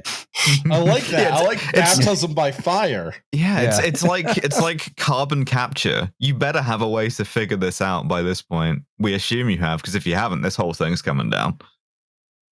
Yeah, and then Brunelleschi comes in. He's like, well, if we build a bunch of ribs, right, then we can fill in the rest. Right. And he has a whole bunch of weird structural things in there. It's held up by a bunch of iron ties and also big logs. We do a bunch of polychrome. We have a bunch of contrasting colors on here to give it like we greeble the building. Yeah. Well, no, they just covered it in red tile like every single other fucking building in Florence. No.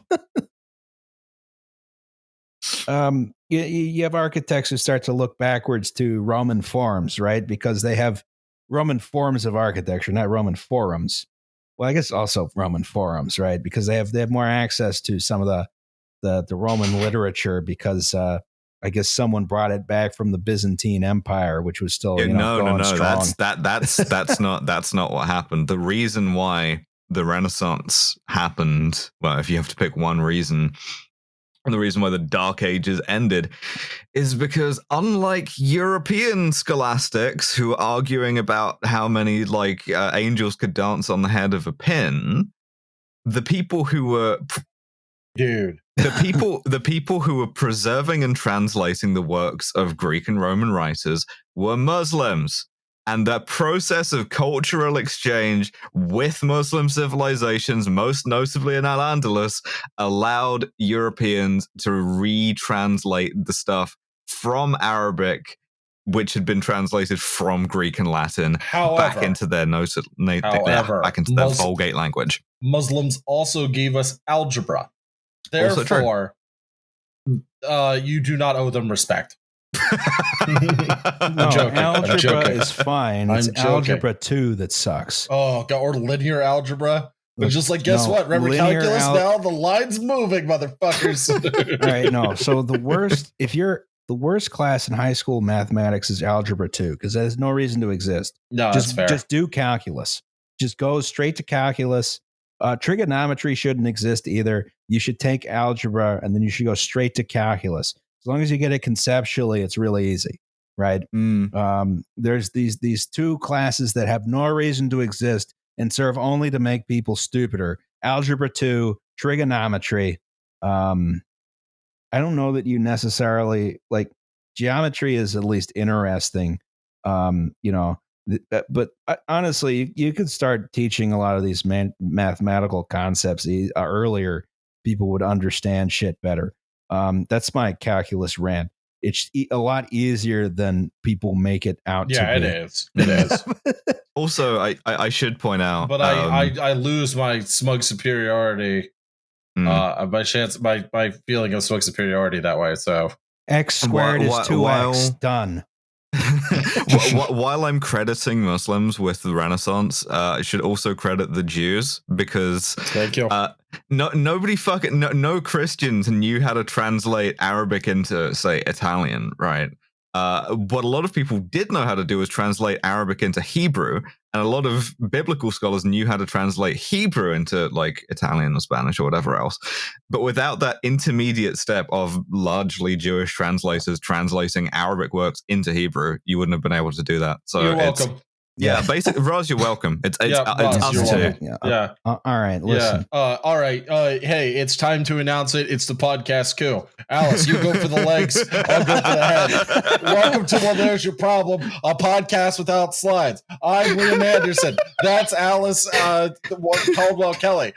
Next on the podcast, not Roz, who we don't have in a basement under duress, right? Well, that's right. No duress. Let's keep it going, folks. Okay, so you can't talk. You're under duress. You have first thing you do in a coup, you seize the podcasting stations. The architects start looking back to like pre-Gothic, pre-Romanesque forms. You start seeing a couple of these. If you're in the real Renaissance canon, you have to talk about Bramante's Tempietto right here. You see it's a little cute, small, round temple. Yeah, little temple, a templet. Yeah, exactly. You have San Lorenzo in Florence, which is sort of a return to the concept of a basilica church with the arches and the columns and stuff, but it's got some more recent decorations, right? I guess it's sort of conceptually, this is a pastiche, a simulacrum. It's a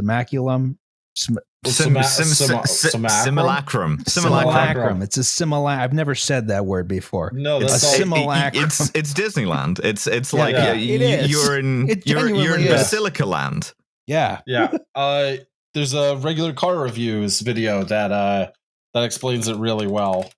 Basically, the vibe here is this is about as authentic a basilica, if you're being trad about this, as the Disneyland castle is a castle. Yes.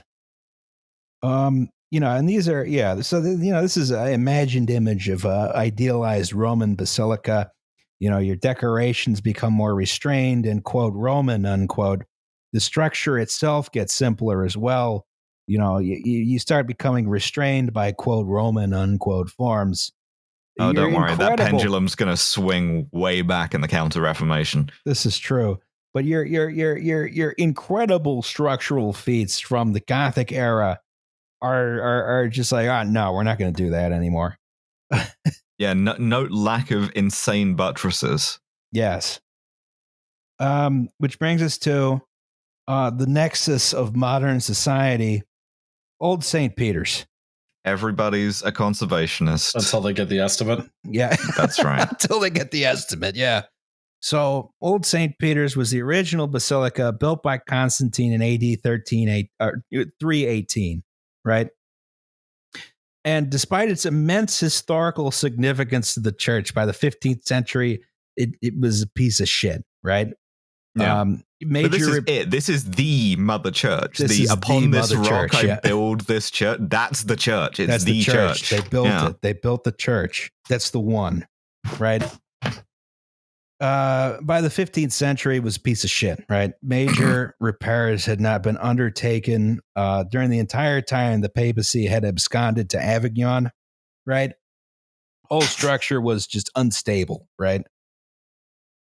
Pope Julius II was like, look, okay, I'm going to do one thing. We're going to fix the church. Right? And he's like, I'm going to commission the greatest Renaissance architects to figure it out. And he got Leon Battista Alberti in there. Leon Battista Alberti wrote in his structural assessment, I have noticed the Basilica of St. Peter's in Rome, a crass feature.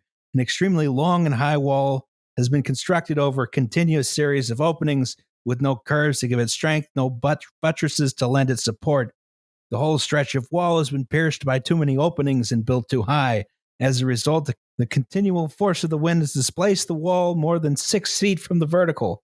I have no doubt that eventually some slight movement will make it collapse. And I think Alberti delivered some kind of estimate for keeping this building up. And Julius II was like, oh, boy. Oh, buddy. Yeah, I think we'll build a new one. And so that's what they set out to do. And this is another building which changed the face of Christianity, which is New St. Peter's. All right, so they're looking to replace the building. This guy named Donato Bramante wins the commission, right? Oh, I'm sorry. Everybody in this story is Italian. I can't do an anti-Italian discrimination here. This is... well, you could. No one's stopping you. Yeah. In the basilica business. We can't make them all Andrew Cuomo. No. Yes, we can. Just an entire nation of Cuomos. I'm Donato Bramante. I'm a Renaissance architect. Yeah. All right. So Donato Bramante wins the commission. His original idea is we have a big ass church in a Greek cross pattern, right? That's up here. That's this guy, right? They start building the thing in 1506. They made a foundation out of pieces of the Colosseum, which Pope Nicholas V ordered demolished for this purpose. Yeah. So they had one source of good stone. They didn't have a lot of great sources of good cladding and stuff like that because people had been tearing down Roman ruins for a long time, so they could burn the marble and get quicklime for. What do you use quicklime for? I think it's mortar. Yeah, I believe so. Yeah. So they had one big issue when they were starting building this largest church in Christendom was finance, right? Financing this was difficult, and the way they set out to do it is like, all right, we're gonna sell a shitload of indulgences, right? For more, please see our Protestantism episode. That's right. And indulgences were something which you got for like pilgrimages and sometimes contributing money to the church. That was like, you can get any amount of indulgences you want for contributing money to the church, right? It's a get out of hell free card, right? Well, you can also engage in some fun simony, which is, I love the word simony. It's the specific sin of selling priestly offices. You want to be bishop of somewhere? Fuck you, pay me. Simony. Yeah, well, I mean, you got to get the church built. That's the problem, right? That's right. Right. So this is so obviously a corrupt practice that Martin Luther nails a post. He posts on a church and like 99 tweets or whatever the fuck it is. And we did a whole episode on that when I was about as drunk as I am now. How drunk are you? I had a couple beers. Well, I had a bunch of IPAs. What did you have? I had 2 Yards IPAs and 1 Shape of Hops to Come. And I'm about to open the next Shape of Hops to Come. I had 2 8%ers, a 6.2%er. I'm drinking a 5.2%er. The 8%ers were tall boys. Very nice. Oh, that'll do it. That'll do it. I, of course, am stone cold sober.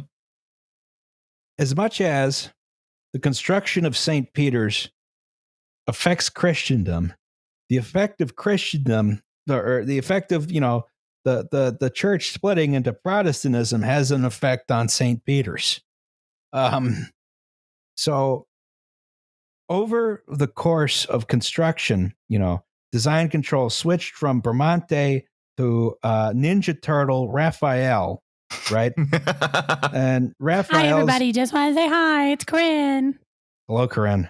How you doing? Thank you. Hi. She wanted to say hi.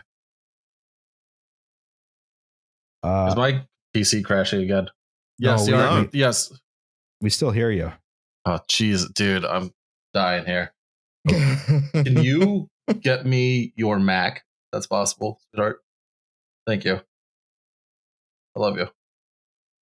So wait, can you hear us? Yeah, I can hear you. I'm just terrified. Okay, I see. Good. Okay. All right. That's the good podcasting attitude that we want. So as the Counter-Reformation occurred, this original idea of a Greek cross sounded, people started saying, why is it got to be Greek? Because to fuck dudes in? We need Roz. Roz. We need a Latin cross, right? Oh, so, no surprise. More homophobia from Roz. Yeah. Right. So Raphael's like, all right, I got your Latin cross. He adds a knave, right? We're all good. Okay. I love the idea of Raphael like coming to St. Peter's in the middle of the night, be like, you guys want Latin crosses? Like, you guys want a Latin? You guys want a Latin cross? Yeah. He's like talking to the Pope in like the middle of the night, like, you want a Latin cross? Like, I know a guy. You got to talk to like 8 guys to get a Latin cross. Yeah. Mm-hmm. And then Raphael, I forget exactly. I don't remember the circumstances under which he handed it back off to Michelangelo, another Ninja Turtle, right? Up here, right? And Michelangelo does a whole host of design changes, right? At this point, they're still only constructing the Greek cross portion, right? And he's like, all right, we'll bring it back to approximately a Greek cross with a distinct, front, right? Sure. So he got rid of the nave, right? Oh. So, and then Michelangelo, he gets most of the back part of the church done. He does a real good job with it, right? And then he dies. So they give it to Carlo Maderno. And this guy's a piece of work. Carlo Maderno has, he's like, all right, he's pressured into bringing the nave back, which he does. This is his plan down here. He's also pressured into designing a facade, which the church was financially unable to complete. And so what we got was the current facade of St. Peter's.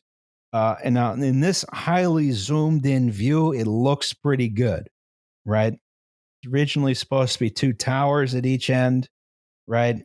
But the issue here is this facade was sort of designed for Michelangelo's cross, where the whole dome, adds. Yeah, you got to like squish it backwards a bit. Yeah, exactly. So the perspective is pretty screwed up when you go look at it in person, because it looks like this. You see it's a bunch of, I don't know, it's a big square. It's a big square. Well, they tried to like dress it up a bit by having statues of the evangelists on the top. Exactly. They got 2 clocks up there, but you got the fucking dome is like way back there. It's unbalanced. It's very top heavy. It doesn't have the dome there to balance it out the way it's supposed to be. This is an extremely unsuccessful design. It's bad. It's really bad, and we have to deal with it forever. Well, I mean, not necessarily. What you could do is just like do the same thing of like let the church become increasingly corrupt and debased and like not do any maintenance on it. Maybe make the popes flee to Avignon again. It's a good idea. Give it a couple of 100 years of that, and then when somebody's like, okay, we gotta renovate St. Peter's. Well, you tell them it costs like $50 trillion, and they'll be like, fine, new St. Peter's. I think you could fix this without tearing down a whole building. Just move the dome. Yeah. Put it on tracks. Just have a retractable dome. Dan Snyder fucking strikes again. Pope Snyder the first, yeah. Yeah, we just put that we put the dome on tracks, on wheels, and then we just wheel it forward every time we do something in St. Peter's Square, and every time we need to close it off, we just wheel it back again. Oh wait, the towers weren't built because the church didn't have money. The towers weren't built because the foundations were shit. Okay, yeah.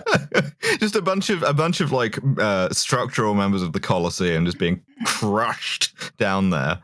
Yeah, I mean, this is so cool. This is the issue. The issue with St. Peter's is that it looks very good from every angle except the one it's designed to be looked at from. Yeah. Well. Carlo Maderno really fucking screwed the pooch on this one. Get it together, Carlo, you piece of shit. Yeah, well, he's dead now, so serves him right. All right, but this is highly influential on further church designers because it sort of leads through, as we didn't talk about mannerism and all in Michelangelo. Boring. Yeah. It's a bunch of columns with cubes on them. A bunch of columns with cubes on them and trying to paint stuff the way it looks. Yeah, not interested. It's boring. Boring. Did we lose Liam entirely? Yeah. Fuck. Fine. It's probably fine. Just keep going. He'll be back. Hopefully. Inshallah. Inshallah. You're talking about the Baroque. And the Rococo. I love the fucking Baroque, man. Yeah. I love Baroque so much, dude. It's dumb in a particularly fun way. Yeah. It's just like, it's back almost to the kind of like Romanesque architecture where it's just like, we just do whatever the fuck we want. Yes. And so like the Counter-Reformation, Catholicism's big pitch to Europe against Luther is essentially Protestantism boring. You just like looking in a white hole. What you don't want that boring shit. You don't want that boring shit. What you want is the most extravagant thing you've seen in your life. Yeah, you want statues that make you fucking cry. You want 8 different colors of marble in one building. And we're the only guys who can give that to you. Did you weep at the Pietà? Well, guess what? We have 14 of them in this new church. Yeah, just more.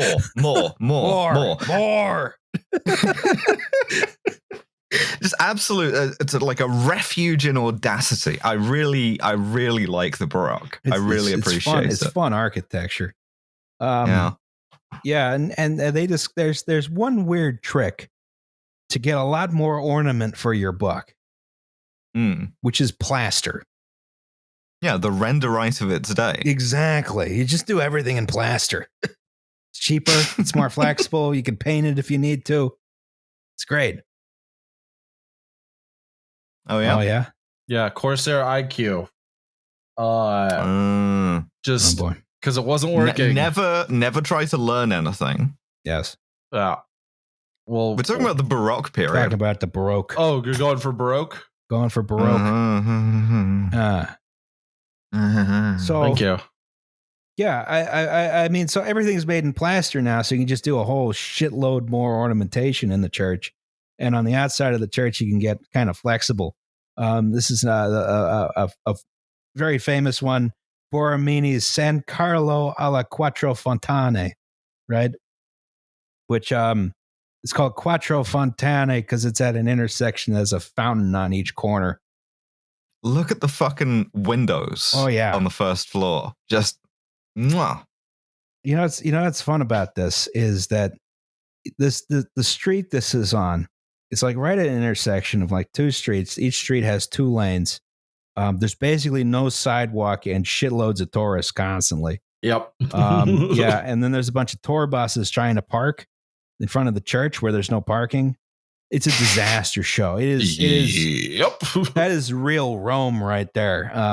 If they had any brains, it would be pedestrianized. But no, we have to like get people got to drive their little Fiat and their like Vespas through here, as well as a giant tour bus full of like, fucking, I don't know, fat German tourists, fat German tourists, yeah, fat English tourists too, at the like park there, and then it's traffic management in Rome is bad. Yes, literally always has been. Mm-hmm. A beef that has continued from the days of Constantine right through to fucking Tarquinius Superbus. Yeah. They should just pedestrianize like huge swaths of Rome. That's the only way you can do it. Yeah. Yeah. Maybe if they've had a better metro. So anyway, this is San Carlo. This is the exterior. You can see they've taken the Roman forms and they've decided, well, what if it was wavy? Yeah, what if we do curves? What if we did some curves? It looks good as hell. It looks really good, yeah. And on the inside, they're like, well, what if we made it sort of a diamond, but it had some circles in it? Right? And because they're working in plaster, they can do anything they want with the geometry. right? So it's sort of like an oval dome on like arches and half domes, right? And they have some guy just went over this with like a form, and sort of mushed the plaster into place. And it was like, yeah, that looks like someone did a shitload of stonework. Yeah.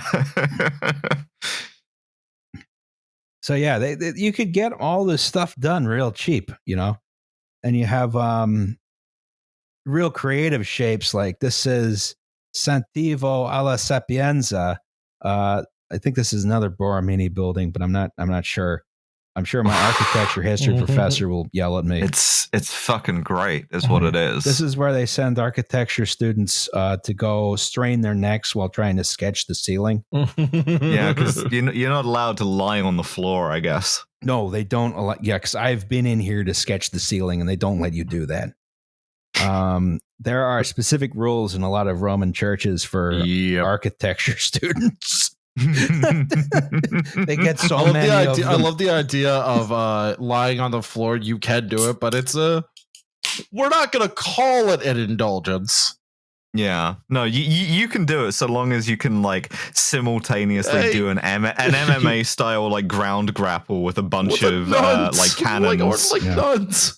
Yeah, so long as you can Roz, do like drunk and still hungover, fighting his way through a mob of nuns trying to peel him off the floor. Oh my God! I won't go peacefully.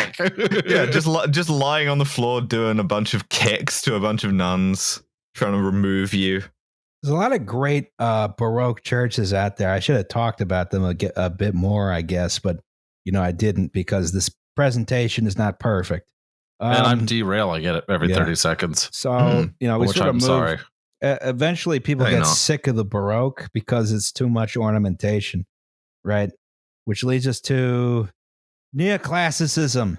Go back to the Baroque, or in fact, do the competing thing to neoclassicism, which is while all these Anglican freaks are putting this shit together, you just do the Rococo thing of more Baroque, but it's in lighter, make it bigger, more pleasant colors. Yeah. It's exactly. Baroque, but in trans flag colors. Yes. I love Rococo. That's not too far off from the color scheme. No, it really isn't. And then you get all these beautiful like Austrian wedding cake palaces. It's fucking great. This is St. Paul's in London, which I guess they call this English Baroque, but it looks a lot more neoclassical to me. Bullshit. No, this is too formal for me. I think the facade is really awkward. I don't like the sort of temple front with the paired columns, but they're stacked on top of each other. This is not a pleasing composition.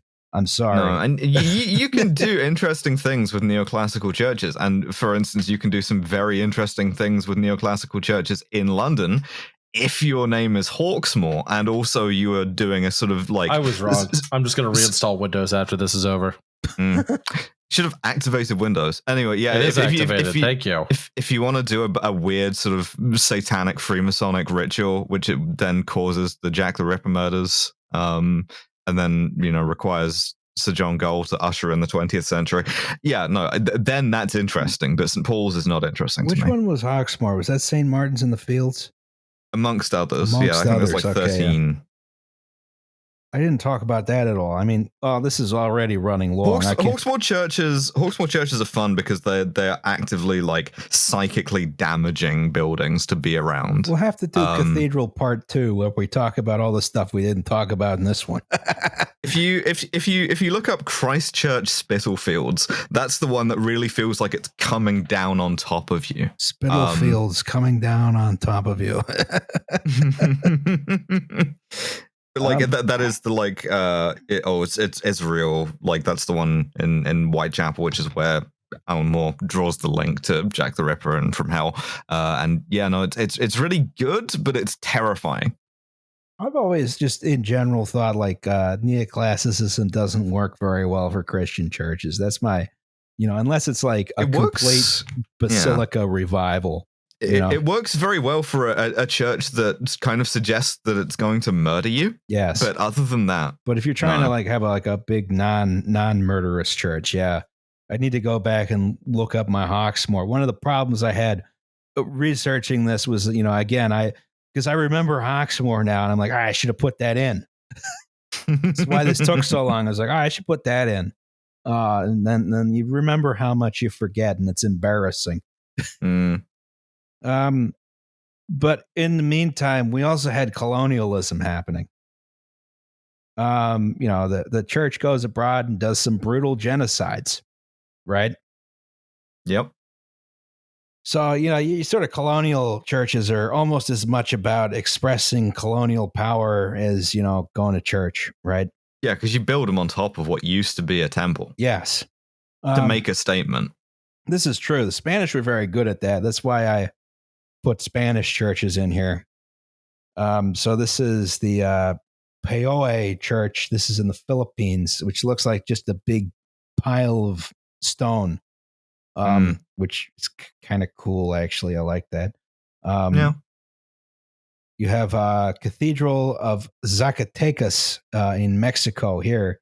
This is in a specific Spanish Baroque style called Churrigueresque. Huh. Yeah. Named after a guy called Churiga, or I think it's named after churros. I have no idea. I mean, it's this sort of excessively decorated Baroque style. You can see it's so, plastic, and they've done everything they could to the stone to add as much decoration as possible. Right. Yeah. It's also interesting to me how like defensible all of these buildings are. Mm-hmm. That's another sort of colonial preoccupation. This is if all these guys try to kill us, we better have like essentially a pillbox with an altar in it. Yes. The decoration is ancillary to that. It's a bunker but with a big fucking thing of ornamentation stapled onto the front of it. Well, those are for the 1700s. Here's a much earlier one. This is the Cathedral of Santo Domingo in the Dominican Republic, of course. This was 1512. So this is not too long after Columbus sailed the ocean blue and came in to go and attempt to enslave all the indigenous people. Again, not too many windows. Yeah. And of course, this is a lot of, especially in Mexico, there was a lot of, local architecture they could have, maybe deferred to in the design. And of course, they did not do that, right? No, New Spain. It's New Spain. And they built the buildings exactly like the old Spain. It's Spain 2, more Spain. Spain 2, Electric Boogaloo. That's right. So, that's it. Colonial church. A lot of the surviving colonial churches seem to be Spanish because they built them most solidly. And they were, doing some of the most violent colonialism. Other than the Belgians, but I don't know if the Belgians built substantial structures in Africa. No. Mostly just purely extractive rather than sort of attempting to create a power structure there also that is extractive. I was about to say. So then we reach this fun period, the Victorian era. We still without Liam? I believe so. Ah, damn. Podcast doesn't work anymore. It's a two-legged stool. I was about to say. So the Victorians, architecture between about 1800 and 1920 is incredible because everyone had no idea what the fuck to do. It was great. Because it was like you have all these new materials which are commonly available. You have like, big steel beams. You have like easy to produce glass. All this ornamentation becomes much easier. It's mass produced. And I was like, what the fuck do we do with this? You had a whole new styles of buildings, or kinds of buildings, right? Like if you're in 1820 and you're like, I need a train station. You're like, what the fuck is a train station supposed to look like? Yeah, it's got to have like a big hall, and that's it. Anything else, just go wild. Well, the big hall took a long time to develop. The big hall, I don't think was. When I was in architecture history class, one of the buildings we had to study was St. Pancras, because St. Pancras was sort of it's a study in how the functional part of the building and the decorative part of the building were completely incongruous. Yeah. I believe the decorative part is now a luxury hotel. Yes, it was a luxury hotel when it was built, too. So, that hasn't changed. And then there was the train hall, the train shed, which was a train shed then, still is a train shed. The front of the building bears no architectural relation to the back of the building. It's because there's people are still trying to work out what the fuck is art. What is a, I don't know, what's a new build, a pumping station? What's a factory? What is this? I have no idea what we're doing. And one of the weird things is how this affects churches. Everything's sort of a revival style at this point, as opposed to something new. And a lot of church architects are kind of like, well, I don't want to use any of these new industrial materials in the churches, but we will take advantage of the mass production a little bit, right? Yeah, you have a pediment guy who works for a pediment company in St. Louis who will ship you a pediment. Yes. Another one of your other issues is, of course, global population is exploding because it's so much easier. Infant mortality rates are down, right? You need a lot more spaces of worship, so you build a lot of churches, right? Yeah, everybody's starting a religion at this point. Everybody's doing religious revivalism. Yes, you're coming up with a new religion like every week. Only a couple of them we remember, like Mormonism, but there's for every Mormonism, there's 100 more extremely stupid religions that died out. Exactly. You get into biographies of people from this period, and they'll be like, "Oh yeah, they were a devout, like Methodist scientist, biologist of Christ, the latter Seventh Day physician, or whatever." Yes. And it's like, none of these survived, but like spiritualism. Like millenarian cults, stuff like that. Unitarianism, Christian Science. Yeah. Christian Science has a massive central church temple thing that they have nothing to do with, because there's almost no Christian Scientists anymore, mostly because they don't do the fucking blood transfusions. There's whole branches of blood medicine that were developed because Christian scientists exist. Yeah. Keyhole surgery, bloodless surgery. Yeah. And you got what's it called? The Boston campus of the Christian Scientists is very pretty. I like that one a lot. Yeah, the mother church of Christian Science is this kind of it's a Roman basilica. They got a basilica. Yes, but then they have a whole bunch of brutalist buildings around it. Like a big reflecting pool. It's cool. I'm sure Liam would have some opinions about this, but he is indisposed. You see why this podcast doesn't work with two people. Exactly, right? Should we press on? Should we figure out what Liam's doing? I say press on. Okay. We continue, irregardless. We continue. Irregardless is not a word, Alice. We beat on boats against the current, born ceaselessly into the architecture. Okay, yeah, all right. So, anyway, so there's this valley of ashes, right? And there's a billboard with some eyes, right? Yeah. Okay. Oh yeah. All right, we got Liam back. We were talking about. I should be stable now. Sorry, everybody. I don't know what's going on. Liam, what do you think of Christian Science Plaza? I kind of like it. Yeah, I like it too. I think it's cool. Yeah, Ross, were you the one where we were in Boston and you really wanted to see it? I did want to see it, yeah. Yeah. We had fun there. Yeah, go hang out with the Christian Scientists. All right, so as I was saying, in Victoria... Hey guys, look, I could take blood transfusions. Isn't that something? So in the Victorian era is really the only time in history that rather than having one style of architecture, right, that historians would later classify. Buildings were built in styles, right?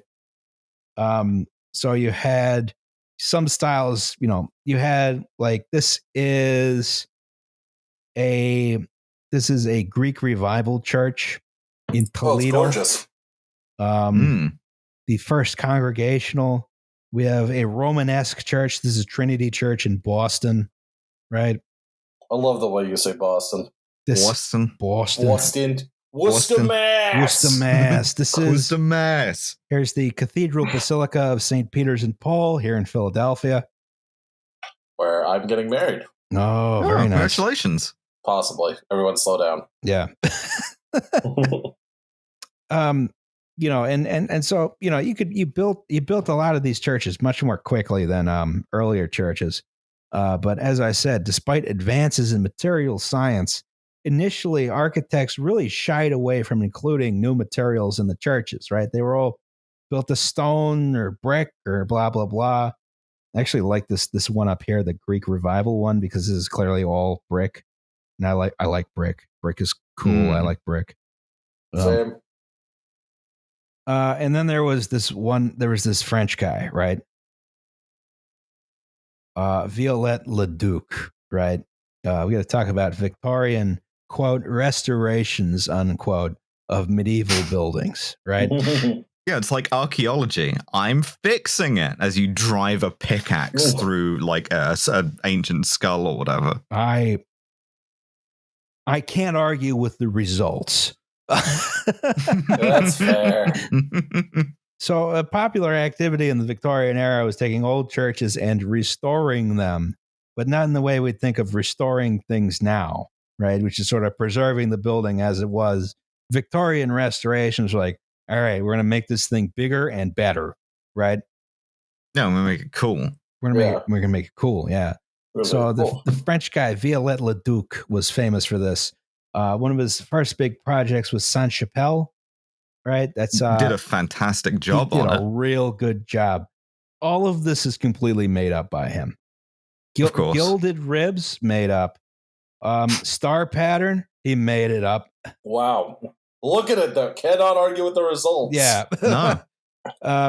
He's kind of like, all right, this is what we're going to restore it, and by which I mean I have some ideas, and we're just going to do that. Yeah, I'm going to run with them. It's sort of like I'm not saying that King Henry IV was a gamer, but if he had had the technology available at the time, he would have made. Can you guys imagine RGB ribbing? Exactly. Can you guys imagine 1440p everywhere? Same vibe. Mining rig in the basement. What do you mean? What do you mean structural stability? Everything is water cooled. The nave is water cooled. You have a crypt full of crypto mining equipment. Yeah, they call it crypto mining for a reason. So you get the host and the sacrament. And this someone's just like, this is just water dyed red. This is yo, that's like coolant, bro. Are you into cryptocurrency? No, I'm into crypt currency.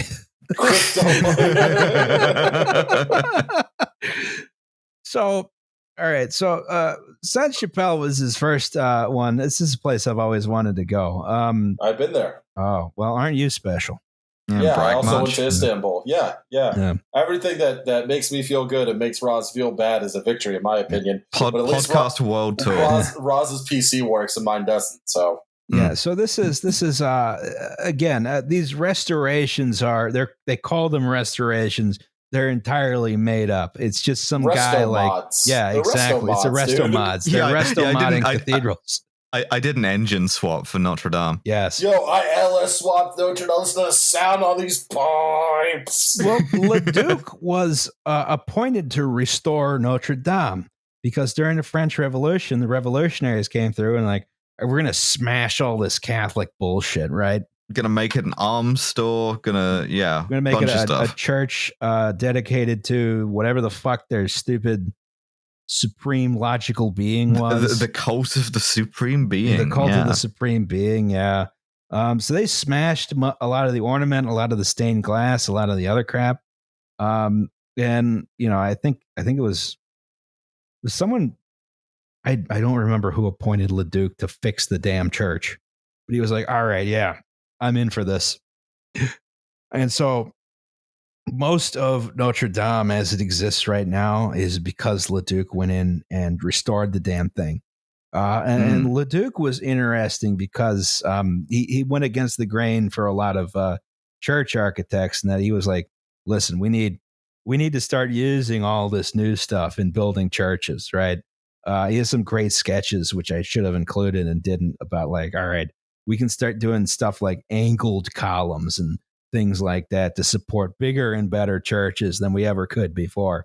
But his ideas didn't really catch on in that respect, but he did a lot of good restorations. And there's another fad, which was completing old unfinished cathedrals. Ulm Minster is a good example, right? This was, the cathedral was unfinished, or the Minster, I guess it was. There's no reason why Ulm needed a cathedral that big. Yes. And they were like, well, we can make it bigger. We have the technology, right? So they decided to finish it, but they were also going to make it wider, taller, and better. And Ulm Minster... We can rebuild him. We have the technology now. Ulm Minster is the tallest church in the world now, and it was the tallest building in the world until Philadelphia City Hall was finished. Did you play Go Birds? Fuck. Yeah, but it'll take me a second because I got to scroll through all of my fucking drops. Go Birds. Go Birds! Fun fact about Ulm Minster, they have public festivals in the square in front of it. And that, of course, because it's Germany, involves beer. And they're currently having foundation issues because people keep urinating against the church during festivals. And they have the wrong kind of soil chemistry where the urine is a big issue. That's it's better than the Norwegians burning stave churches down. Yeah. One fun thing is that there are occasionally still like cathedral restorations that occur to this day. The stonemasons add some fun stuff. So this is, I forget which church this is. Fuck, I thought I wrote it down. This is something. Astronaut Gargoyle. Astronaut Gargoyle, yeah. Well, not a gargoyle. There's one carving in Scotland that has a gargoyle of the alien from the movie Alien. Nice. That's sick. Astronaut Gargoyle. It's in Salamanca, on the new cathedral in Salamanca. Another feature of more recent cathedrals is, of course, racism. Oh boy. Yeah, so this is in the National Cathedral in Washington, D.C. These stained glass panels were recently taken down. We see here a series of stained glass panels about the life of Robert E. Lee. For God's sakes, man. Like, I know, right? But come on. I think these were put up in the 20s or 30s. Of course. That was when most of the Robert E. Lee stuff happened. So, yeah. You got this nice Confederate stars and bars stained glass here. I do enjoy like the lettering though. It's like, oh, he's an engineer, or he's reading the Bible. He invented business school. He did it. That's for a future episode. God. So after this period, this chaotic Victorian period of architecture, we move into this fun thing called modernism, right? And modernism brackets good is what you've put in the notes here. Yes, there's the good modernism and the bad modernism. One example I really, really like is the Église Notre Dame de Rancy, right? Which was one of the first churches to ever break with this concept of we need to build it with traditional materials. It's built entirely out of reinforced concrete in 1922. It's a basilica. Sick as hell. Yes. It's a basilica. It goes back to what a basilica is, except it's enclosed instead of just having like fucking stoa or whatever. But the fun thing is, this is okay. So the architects were Auguste and Gustave Perret. This is the final fulfillment of the Gothic style of architecture, right? Because the entire walls are just tracery. Yeah, it's not. It's like it's the most open space you can have, short of being outside. Yes. The Greeks would be proud. Exactly. And I think over time, like modernism works really well for sacred spaces in general. I could have put a couple more slides in here. I didn't because time. You should have. Yeah. You have the cathedral that was ripped off to make Liverpool Cathedral. Yes, the Brasilia Cathedral here, 1958. That's Oscar Niemeyer. Mm-hmm. You start experimenting with new shapes as well. You start having more flexible arrangements for these buildings. One nice thing is the acoustics get better. I don't mean Liverpool Cathedral. What cathedral do I mean? Is it Manchester? Leeds? There's one northern one that's Leeds, a rip-off of this. I think, but I couldn't tell you for certain. Sorry. So a lot of these churches. Someone will get it in the comments. A lot of these churches, So as modernism, becomes a thing, you had better spaces. It is Liverpool, worship. but it's Liverpool Metropolitan Cathedral. Right. Proud of you, Alice. Then you have some stuff for the Protestants, the mega churches. The glass cathedral, the Crystal Cathedral, the Crystal Cathedral. Yeah. It's like being outside, and it's also like being in a tent where we did all of the religious revivals of the early 20th century. It's like having a very large air conditioning bill. Yeah, have you ever been? When you used to cook ants with a magnifying glass. Now, when you give us a gift of less than $50 a month, you have to sit in the magnifying glass section. This is a Philip Johnson design, the Crystal Cathedral, which I forget where it is because I didn't write it down. It's outside D.C., isn't it? No, I think it's on the West Coast, California somewhere. Yeah. What am I thinking of? That's near D.C. It's in Garden Grove. Yeah, that sounds about right. I was thinking of Surrender Door, I think. Orange County, baby. Philip Johnson put this up in 1980. It's okay. It was built for mainline Protestants. Catholics took it over in 2019. Right? Good job, guys. Yeah. You can see some of the proto mega church stuff. We got the Jumbotron, right? Of course. You got sort of weird stadium style seating. I kind of like the weird organ. It's fun. One interesting thing is, and this started, I think, maybe 13, 14 years ago, experiments with sort of more auditorium style churches that had good acoustics, provoked a reaction, right? Oh boy. We love reaction on the show, don't we? I know, right? Yeah, usually things go well when we have that. So let's some folks tried reject to modernity, return to tradition. Oh boy, that looks like shit. Yes, this is absolutely terrible. That's a house with a tower attached. I probably drew this church at some point. This church has like a lawyer foyer. It rules. Yeah, this sucks ass. This is so fucking bad, dude. This is where my dad started going to church. Because he got fed up with because the church they used to go to became a little too gay friendly for Mr. Wozniak. So they brought in an African priest.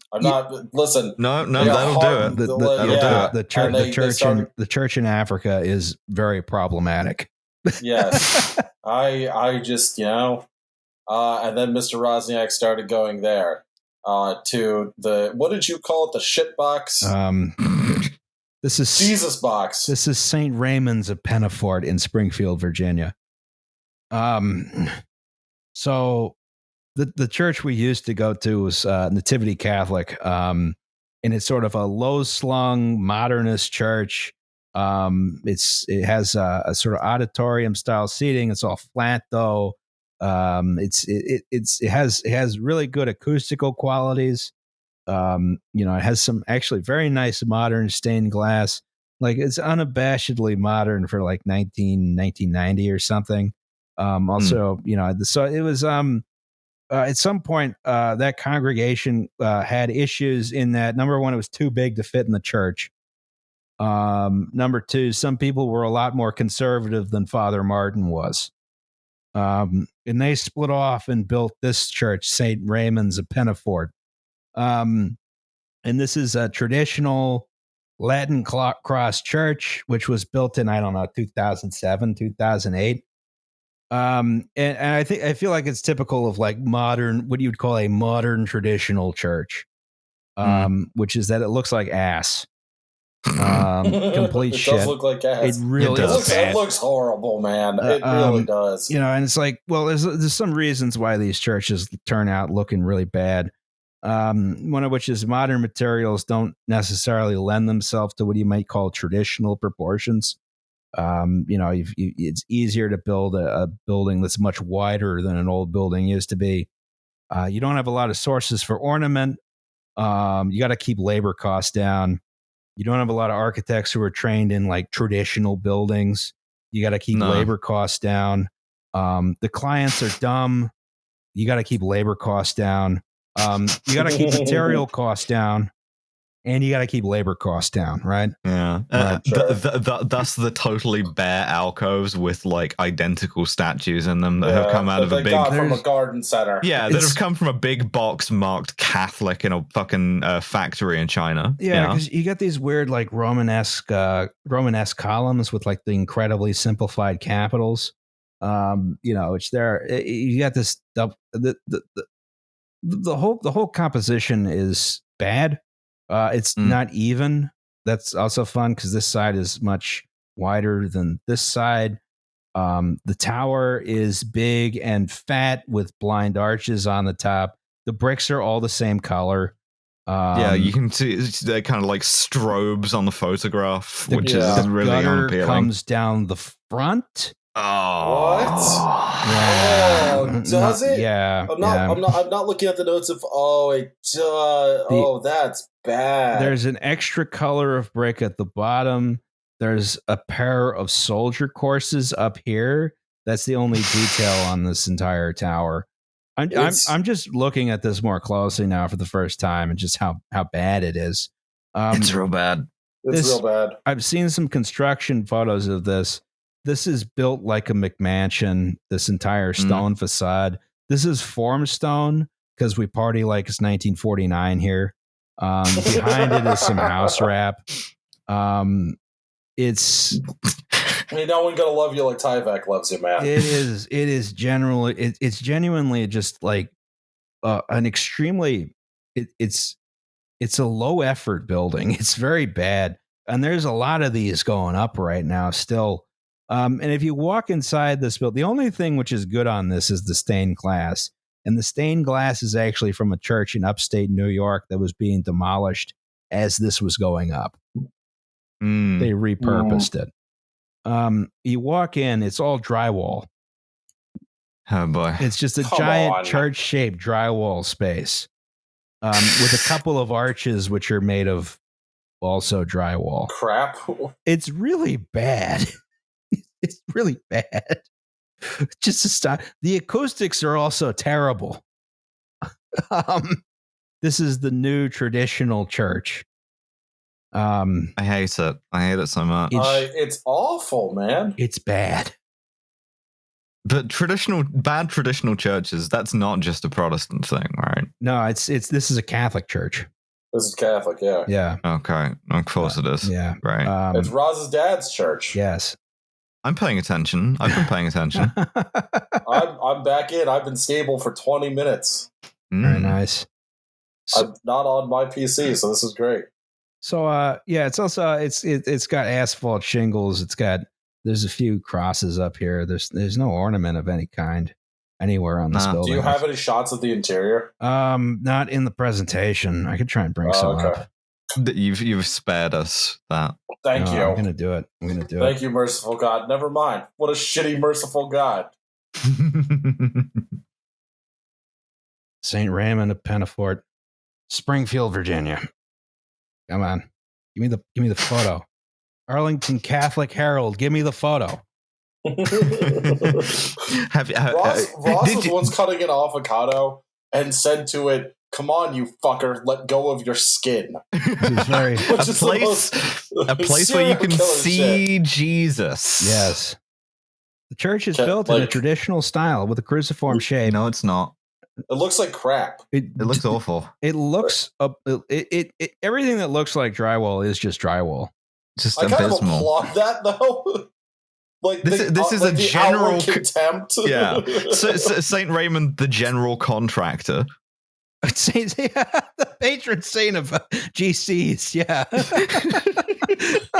St. Raymond's wife wears a Mark Kors watch that she just swapped out from a Coach watch, and she drives a Chevy Tahoe, and she's getting a nice little Pandora charm for their anniversary. Then they'll go to Longhorn Steakhouse, and he'll get the T-bone, and he'll want sex after, but after she turns him down, he'll spend 4 straight hours on the toilet because he had one too many whiskeys to prove what a man he was.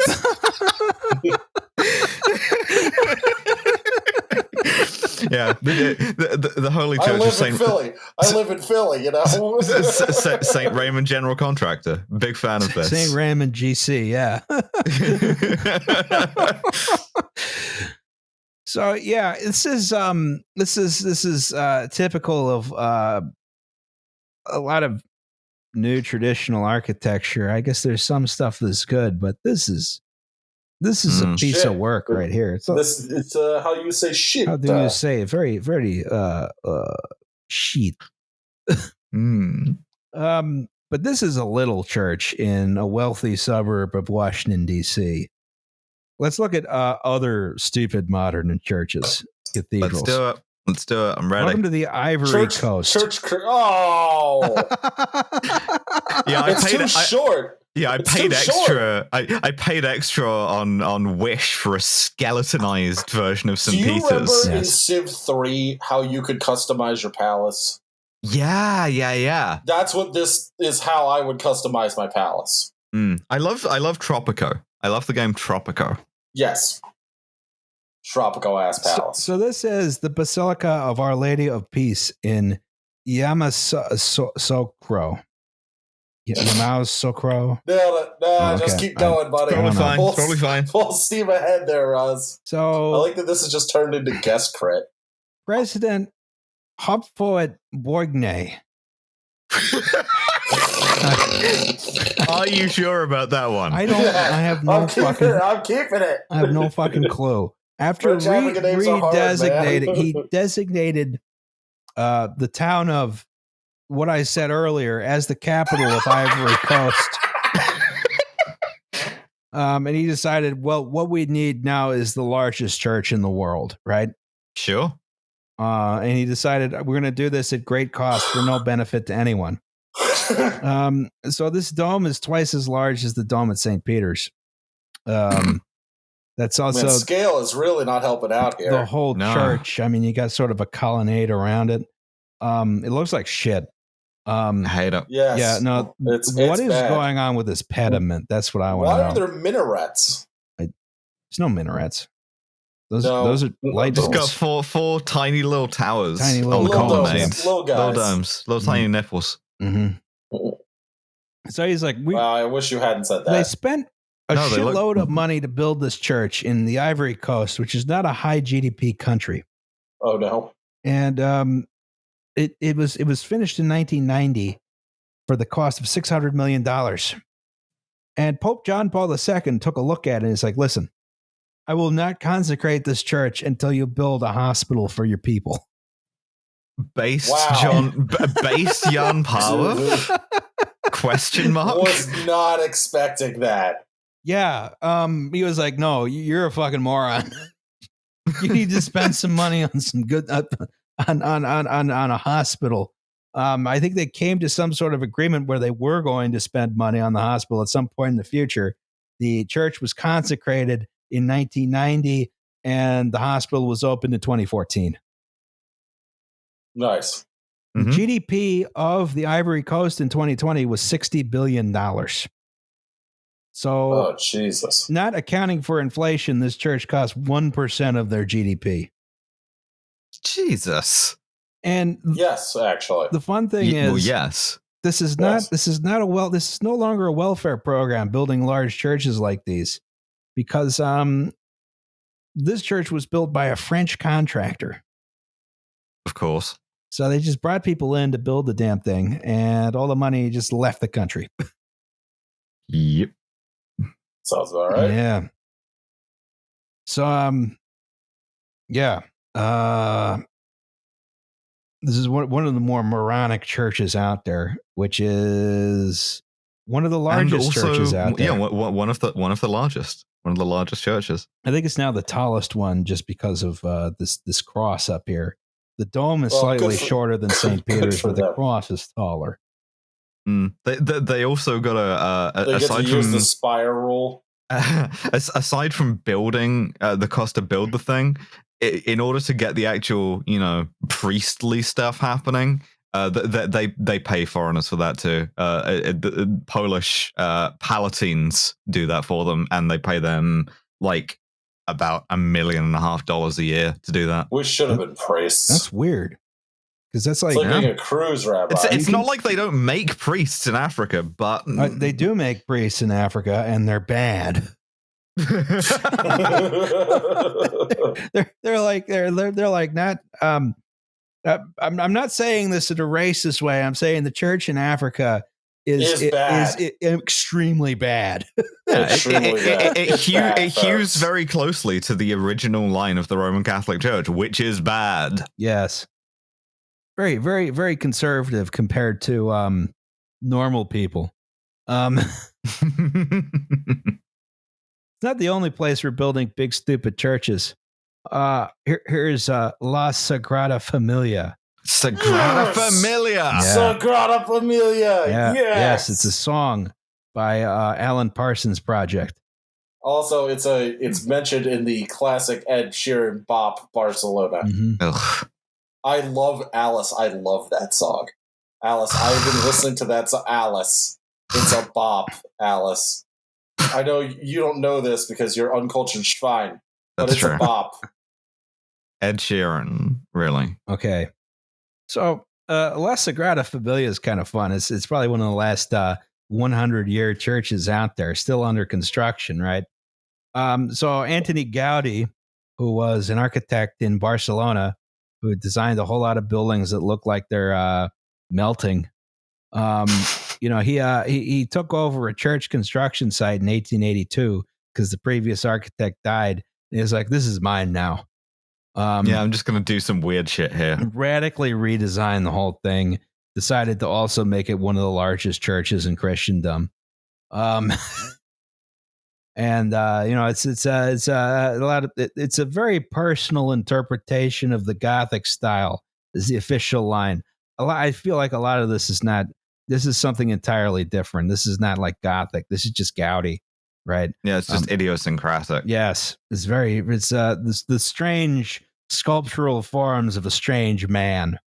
A weird dude. Weird fucking dude, yeah.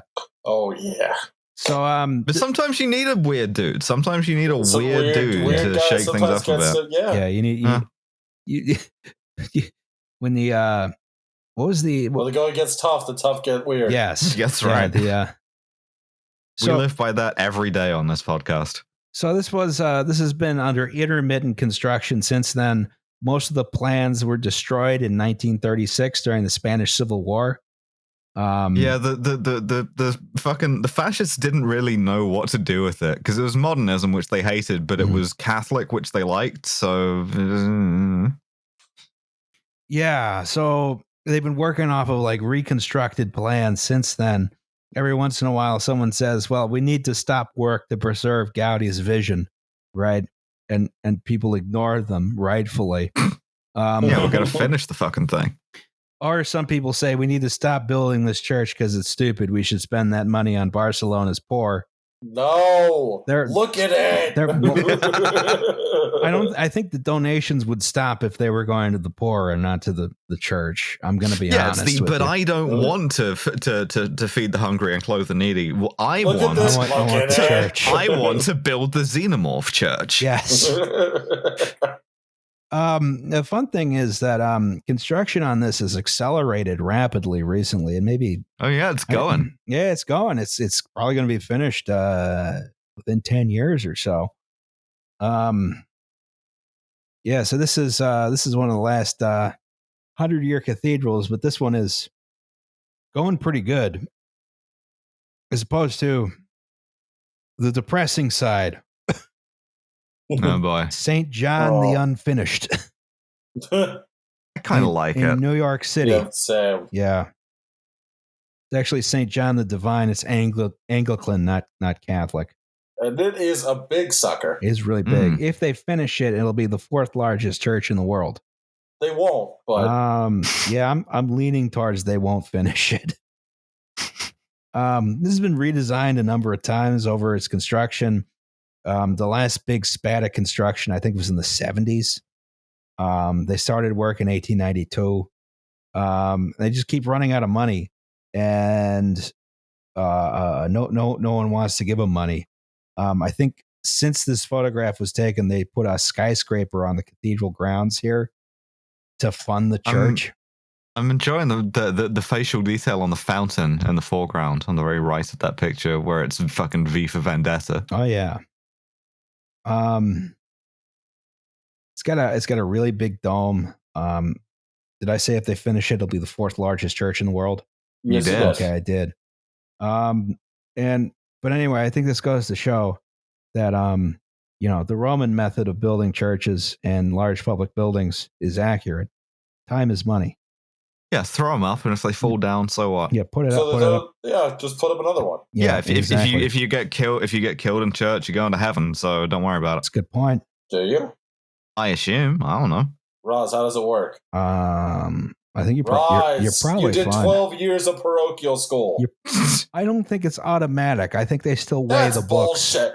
That's bullshit. That's probably in your favor, though. Yeah, it's a good point in your favor if you die. Personally? Yeah. Oh, got it. Yeah. When they weigh your sins and shit on the big silver scales or whatever. Died in church. That's probably some kind of +3 multiplier. Hey, or something. I'll point out that in Islam, if you die during an epidemic, if you die of an epidemic, you're a shaheed, you're a martyr, and you will get your just reward in paradise. So I'm fucking cruising through this COVID-19 shit. That's not Very bad. nice. You're doing pretty good on that one, yeah. All right. So that's the cathedral.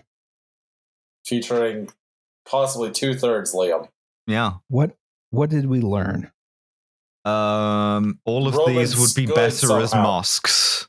I do like La Sagrada Familia, and I will not apologize for liking that Ed Sheeran song. I like all of them would look a lot better with a bunch of minarets around them. Or synagogues. You need the arches with the multichromatic voussoirs. Yeah. Just replace those crosses on the top with a big crescent. Big fan of that. I remember being in Istanbul, and the one guy who wasn't a guy who works for the museum was very happy to show me the bits of the prophet's beard they have. Oh wow! Oh yeah. Because they have a bunch of relics in Istanbul. Yeah. Yeah.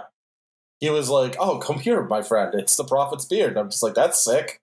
I hope someday, not to be sacrilegious, they put my beard in a museum." Yeah. I hope somebody cares and goes like, "This is Liam's beard. He did some great podcasts." This is the relics. He the relics of the reliquary of "Well, there's your problem."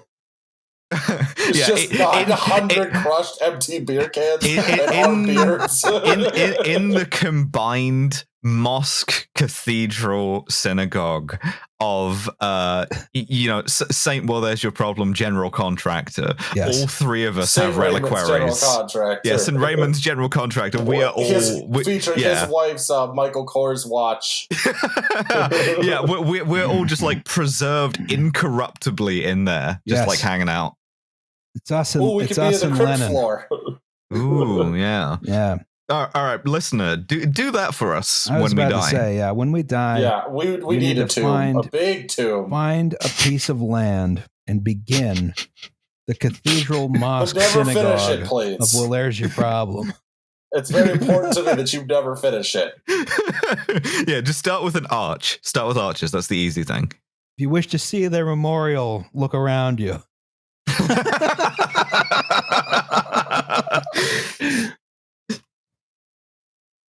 Incredible. Yes. All right. Well, to eternity in a grand building. Yeah. Thank you for sitting through that with me. Yes. Thank you for paying us to listen to this. And please continue to do that. Yes. If you have stolen this episode, please reflect on your sins. Yes. And start paying us. The silver scales. Unless you die in church, you're not looking good. Or you build us the cathedral. Yes. Yeah, we'll forget. We can forgive a lot of stuff for getting a cathedral. If you want to tell us, I'm gonna build you guys the Cathedral of St. Raymond general contractor. We'll give you the link to the bonus episodes. It's like that episode of Archer where the Pope says homosexuality is a mortal sin, but get me out of here alive, and I will pardon it. I will pardon you for it, my son.